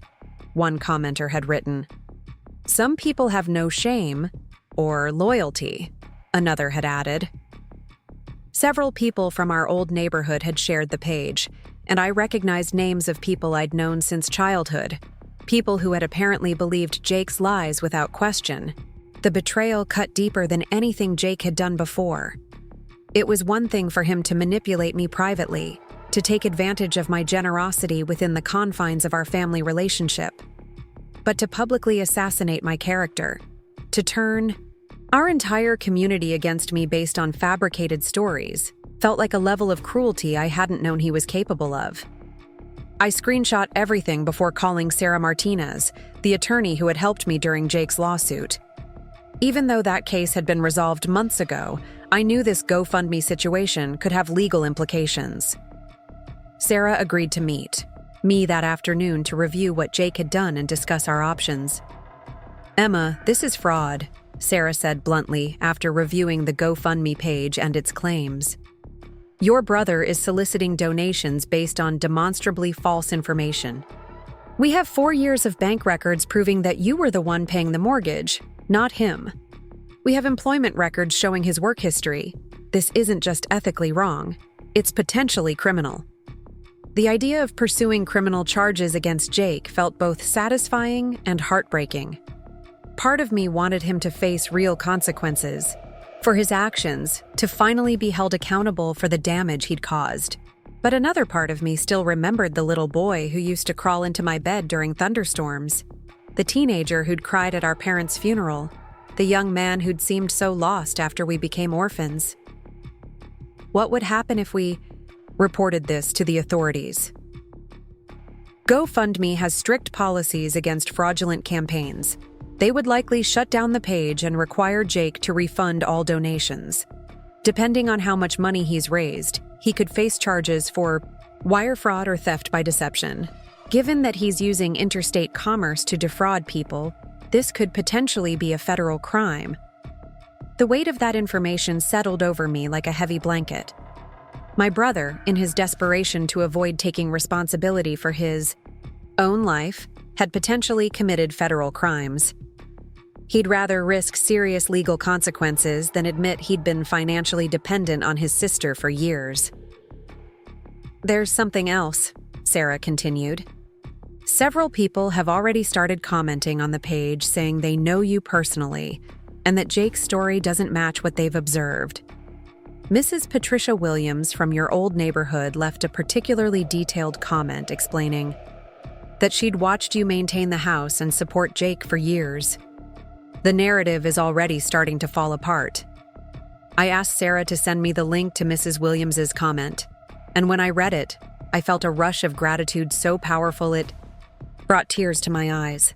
In clear, direct language, she had explained to everyone what she'd witnessed over the past 4 years. She described watching me leave for night shifts at the hospital, seeing me maintain the yard and handle repairs, observing Jake's sporadic work schedule and frequent social activities. She ended her comment by saying that anyone who knew both of us could tell who had really been responsible for keeping that household functioning. Other neighbors had started commenting as well. David Martinez had shared his memory of me helping him during a medical emergency while Jake was nowhere to be found. The Hendersons had mentioned the neighborhood watch meetings I'd organized in what Jake was now claiming was his living room. One by one, people who had actually observed our living situation were contradicting Jake's fabricated narrative. But the damage to my reputation felt enormous. Even if the truth eventually came out, hundreds of strangers had already formed negative opinions about my character based on Jake's lies. People in our community who didn't know me well might always wonder if there was some truth to his claims. The thought of being whispered about as the ungrateful sister who abandoned her struggling brother made me feel sick to my stomach. "I want to fight this," I told Sarah. "I want Jake to face consequences for what he's done, and I want the truth to be public record. That's going to mean going through the legal system again. Are you prepared for that emotionally and financially?" I thought about the money I'd saved since leaving Jake's house, the emergency fund I'd built for the first time in my adult life. I thought about the peaceful nights of sleep I'd been enjoying, the freedom from constant financial anxiety, the joy of making decisions based on my own needs and goals. Was I willing to disrupt that peace to hold Jake accountable for his latest manipulation? "Yes," I said firmly. "I'm tired of being quiet about what really happened. I'm tired of protecting Jake from the consequences of his choices. If he wants to make this public, then let's make sure the public knows the whole truth." Sarah filed a complaint with both GoFundMe and the local police department that afternoon. The GoFundMe report included copies of my bank statements showing the mortgage payments, utility bills, and property tax records, along with documentation of Jake's employment history and our legal battle from earlier in the year. The police report focused on the potential fraud charges, since Jake was soliciting money based on false pretenses. Within 24 hours, GoFundMe had frozen Jake's campaign and begun their investigation process. They sent him a notice requiring him to provide documentation supporting his claims about our living arrangement and my supposed theft of his money. Of course, he couldn't provide any such documentation because it didn't exist. The real vindication came from an unexpected source. Dr. Michael Thompson, the forensic psychiatrist who had evaluated Jake during our lawsuit, had somehow learned about the GoFundMe page and decided to take action on his own. He contacted GoFundMe directly to dispute Jake's claims about being unable to work due to mental health issues, providing his professional assessment that Jake showed no signs of genuine disability. Dr. Thompson called me this morning, Sarah told me during our follow-up meeting. He's furious that Jake is now using fabricated mental health claims to defraud donors. He's willing to provide expert testimony about Jake's actual psychological state and work capacity if this case goes to court. The investigation moved quickly once GoFundMe began reviewing the evidence. They discovered that Jake had not only lied about our financial arrangement, but had also exaggerated his mental health symptoms and fabricated details about his inability to work. The platform shut down his campaign and froze the funds, preventing him from withdrawing any of the money he'd raised through deception. But Jake's response to being caught in his lies was to double down on his victim narrative. He started posting on social media about how the system was conspiring against him, how his own sister was so vindictive that she was preventing people from helping him in his time of need. He claimed that I was using my connections in the healthcare community to spread false information about his mental health. The social media posts were the final straw for many people who had initially believed Jake's story. Uncle Tom called me the morning after Jake's most inflammatory post, his voice tight with anger and disappointment. "Emma, I need to apologize to you again." I thought Jake had learned something from that lawsuit, that he understood how wrong he'd been. But this GoFundMe situation is beyond anything I could have imagined. Your parents would be heartbroken to see what he's become. Uncle Tom, you don't need to apologize for Jake's behavior. You're not responsible for his choices. But I am responsible for not seeing the truth sooner. I should have been paying closer attention to what was really happening between you. 2. I should have been a better advocate for you after your parents died." His words touched a part of my heart that had been aching for years without my fully realizing it. After our parents died, I'd taken on the role of family caretaker so completely that I'd forgotten I was grieving too. I'd been so focused on taking care of Jake that I'd never really processed my own loss or asked for the support I needed. Uncle Tom, I need you to know that I don't blame you or anyone else in the family for what happened. I made the choice to enable Jake's behavior because I thought I was being a good sister. It took me a long time to realize that protecting someone from consequences isn't actually helping them. What you did wasn't enabling Emma. What you did was extraordinary. You sacrificed years of your own life trying to save someone who didn't want to be saved. That's not your failure, it's his. The criminal investigation into Jake's GoFundMe fraud moved forward with surprising speed. The prosecutor assigned to the case was a young woman named Jennifer Walsh, who specialized in internet fraud cases. She was particularly interested in Jake's case because it represented a growing trend of people using crowdfunding platforms to exploit family sympathy for financial gain. "Cases like your brother's are becoming more common," Jennifer explained during our meeting at her office. "People create false narratives about family abandonment or medical crises to raise money from strangers. It's particularly insidious because it exploits people's genuine desire to help others while destroying the reputation of innocent family members." Jennifer walked me through what would happen if Jake was formally charged with fraud. He would face both state and federal charges. Since he'd used internet commerce to deceive people across state lines, the potential penalties included fines, restitution to the donors he'd deceived, and possible jail time depending on the amount of money involved and his criminal history. The good news for the prosecution is that we have overwhelming evidence of his deception. The bad news for your brother is that he's continued to make false statements even after being caught, which shows a pattern of intentional fraud rather than a simple misunderstanding. 3 weeks after the investigation began, Jake was formally charged with wire fraud and theft by deception. The local newspaper picked up the story, running an article titled, "Local Man Charged with Crowdfunding Fraud." The article included details about Jake's false claims and my evidence disproving them, finally setting the public record straight about our actual relationship. Reading my name in the newspaper in connection with Jake's criminal charges felt surreal. Part of me had hoped this situation could be resolved quietly, but I realized that Jake had made privacy impossible when he chose to make his lies public. At least now, anyone who searched for information about the case would find the truth, rather than Jake's fabricated victim story. The most unexpected outcome of Jake's charges becoming public was the outpouring of support I received from people I barely knew. Nurses from other departments at the hospital stopped me in the hallways to express their admiration for how I'd handled the situation. Neighbors from my old street called to apologize for initially believing Jake's story and to share their own observations about our family dynamic. Most meaningful of all was a letter I received from Dr. Elizabeth Hartman, the chief of staff at Riverside General. She had worked with my father years earlier and remembered our family from before the accident. Her letter was handwritten on hospital stationery and addressed to me personally.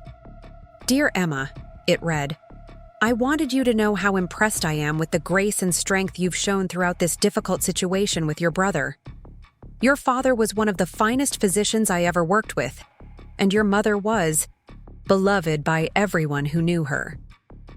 They would be incredibly proud of the woman you've become and the way you've honored their memory by refusing to allow yourself to be diminished by someone else's dysfunction.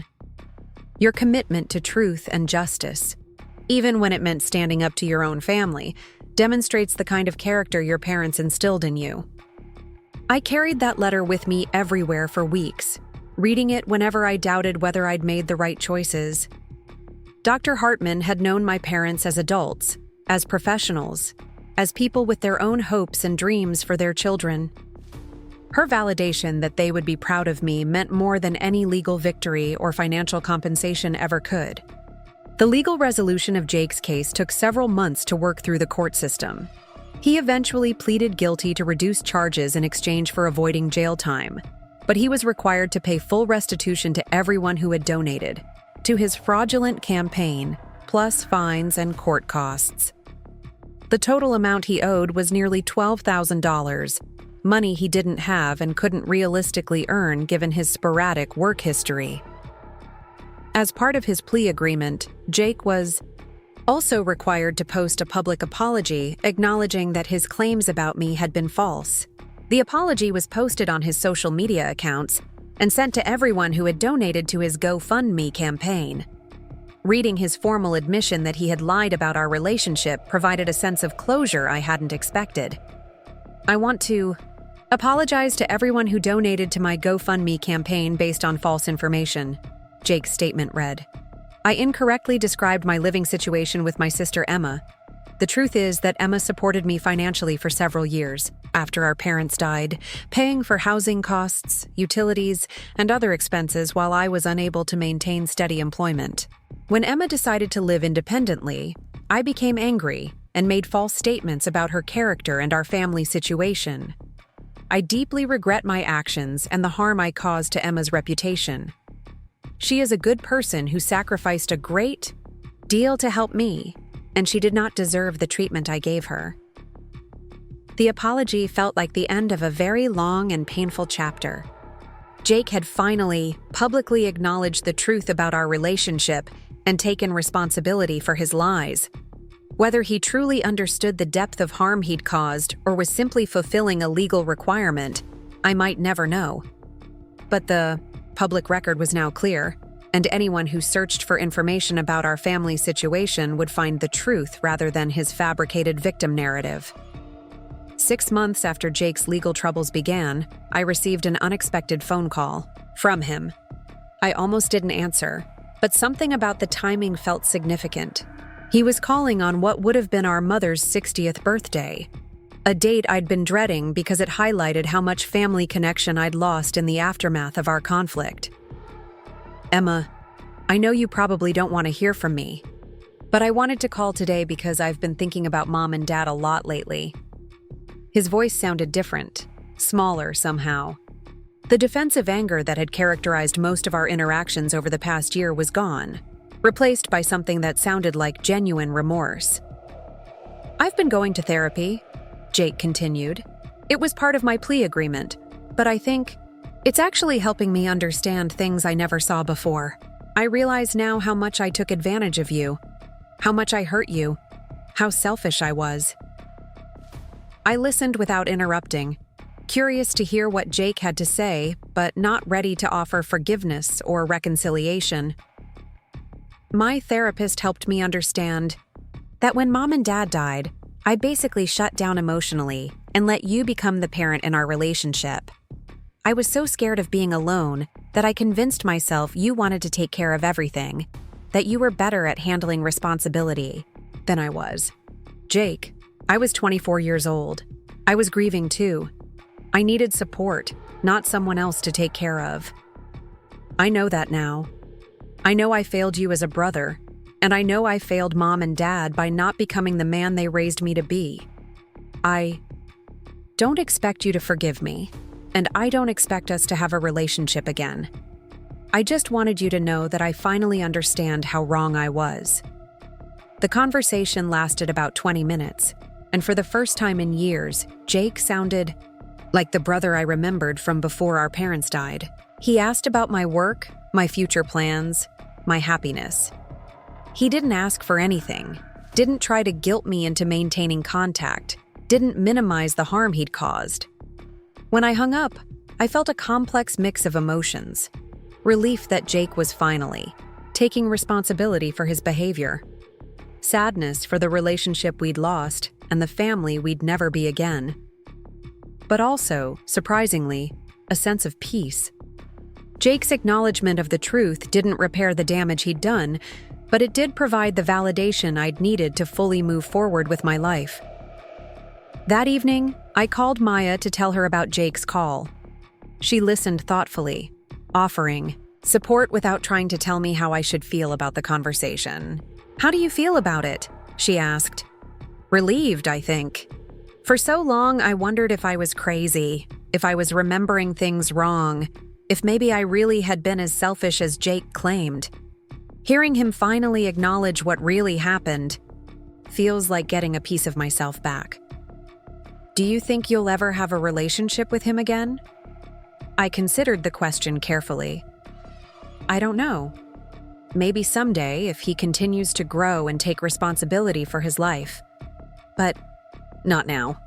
I'm not ready to trust him again, and I don't think I should have to prove that I'm willing to forgive him before he's proven that he's changed." Maya agreed completely. "You get to set the terms for any future relationship, Emma. You get to decide what you're comfortable with and what you need to see from him before you're willing to let him back into your life." A year after leaving Maple Street, I moved into my own apartment in a different part of town. It was small, but perfectly suited to my needs, with big windows that let in morning light and a tiny balcony where I could grow herbs and flowers. For the first time in my adult life, I was living in a space that reflected my personality rather than inherited circumstances.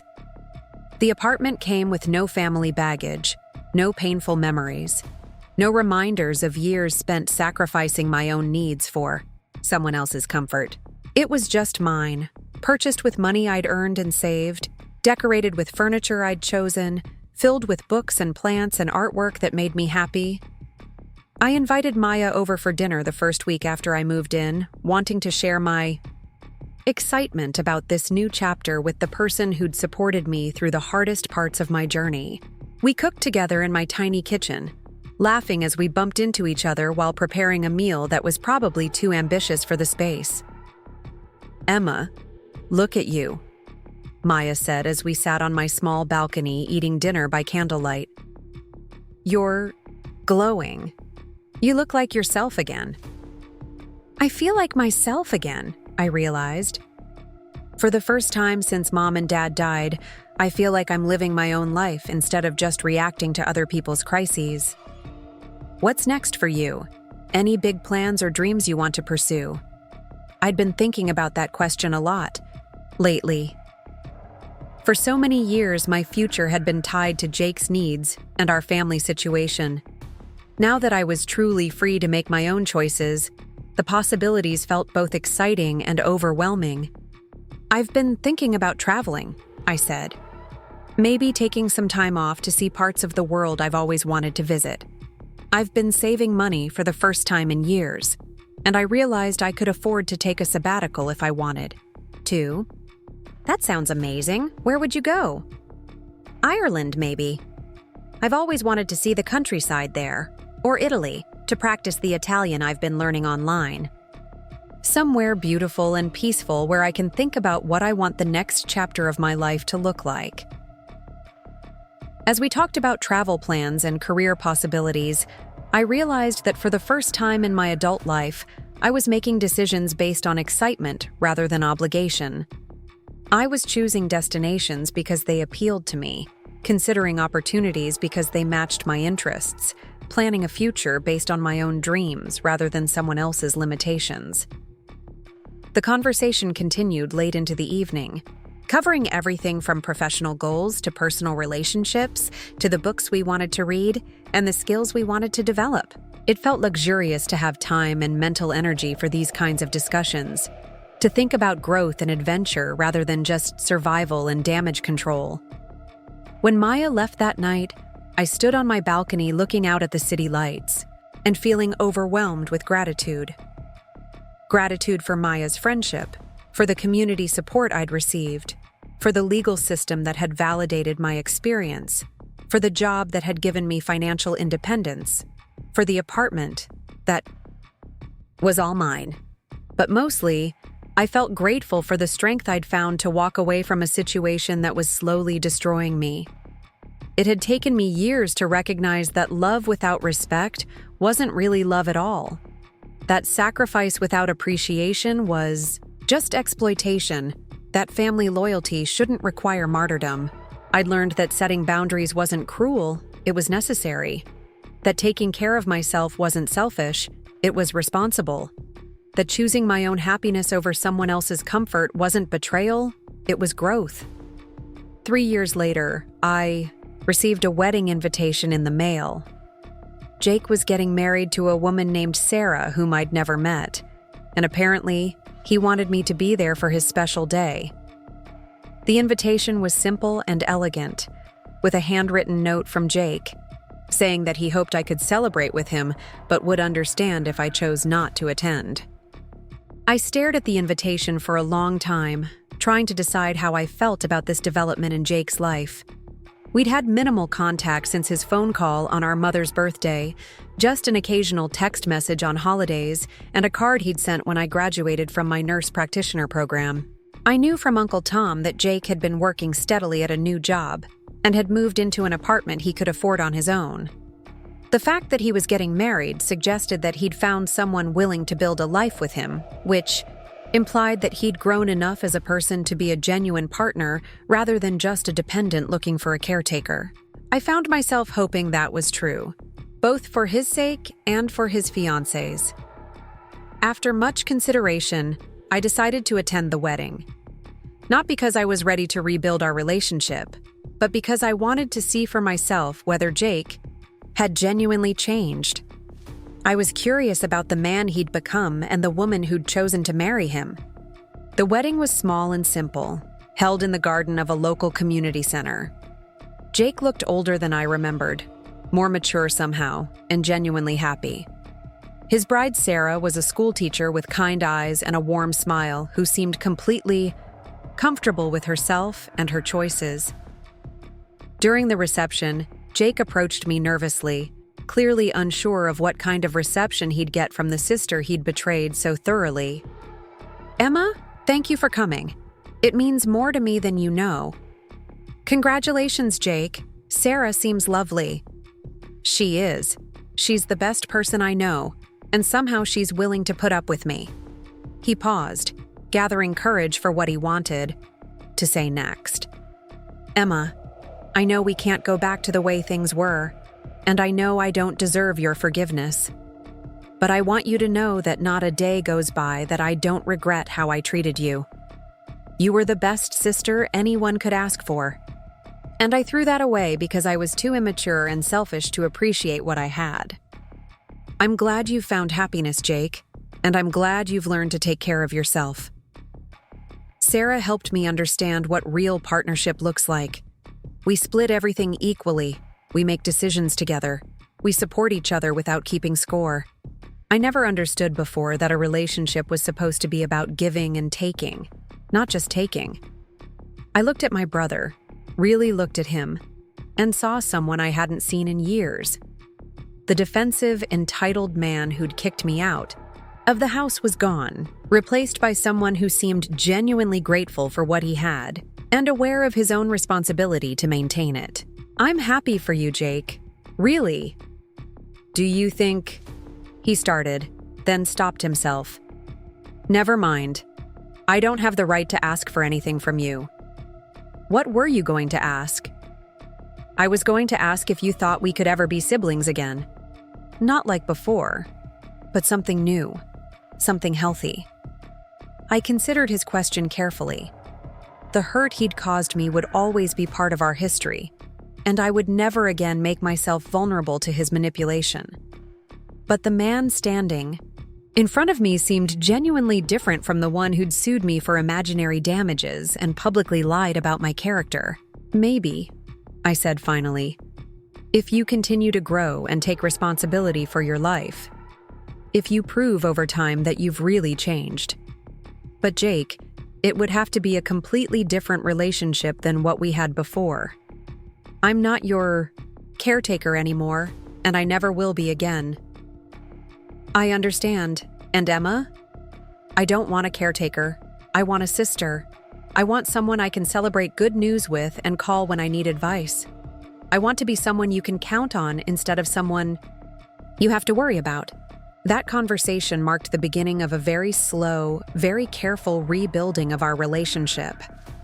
Over the following months, Jake proved through his actions that he'd genuinely changed. He maintained steady employment, managed his own finances responsibly, and built a marriage based on mutual support rather than exploitation. More importantly, he treated me with the respect I'd always deserved. He asked about my life without trying to fix my problems. He shared his own challenges without expecting me to solve them. He celebrated my successes without trying to diminish them or make them about him. It took 2 more years before I felt completely comfortable trusting Jake again. But gradually, we developed a relationship that was healthier than anything we'd had since childhood. We weren't as close as we'd once been, and we probably never would be, but we were siblings who genuinely cared about each other's well-being and respected each other's autonomy. 5 years after leaving Maple Street, I was offered a position with an international health organization that would allow me to travel the world providing medical care in underserved communities. It was the opportunity I'd dreamed about since nursing school, the chance to use my skills to make a difference on a global scale. The night before I left for my first assignment in Southeast Asia, my chosen family gathered to celebrate my departure. Maya had organized a small party with our closest friends from the hospital. Uncle Tom and Aunt Lisa came to wish me well, and even Jake and Sarah attended to show their support. As I looked around the room at the people who'd stood by me through the hardest period of my life, I felt overwhelmed with gratitude for the journey that had brought me to this moment. I'd lost a house that was never really mine, but I'd gained a sense of self-worth that was absolutely mine. I'd ended a relationship. That was destroying me, but I'd learned what healthy relationships looked like. Most importantly, I'd discovered that my value wasn't determined by how much I could sacrifice for others, but by how authentically I could live according to my own values and dreams. When people ask me now about the period when my brother kicked me out and I handed him the mortgage papers I'd been paying, I tell them it was the best thing that ever happened to me. Not because I enjoyed the pain or the conflict, but because it forced me to choose myself for the first time in my adult life. I learned that sometimes the most loving thing you can do is let people face the consequences of their choices. I learned that boundaries aren't walls to keep people out, but bridges that allow healthy relationships to flourish. I learned that taking care of myself wasn't selfish. It was necessary for taking care of anyone else. My name is Emma Chen, and I am no longer the sister who pays other people's mortgages. I am the woman who travels the world providing medical care to people who need it. I am the friend who shows up for the people she loves without losing herself in the process. I am the professional who earned her success through hard work and dedication. I am the person who learned that home isn't a house you pay for. It's a life you build for yourself with people who value and respect you. And for the first time in my life, I am completely, authentically, and unapologetically myself. Up next, you've got 2 more standout stories right on your screen. If this one hit the mark, you won't want to pass these up. Just click and check them out.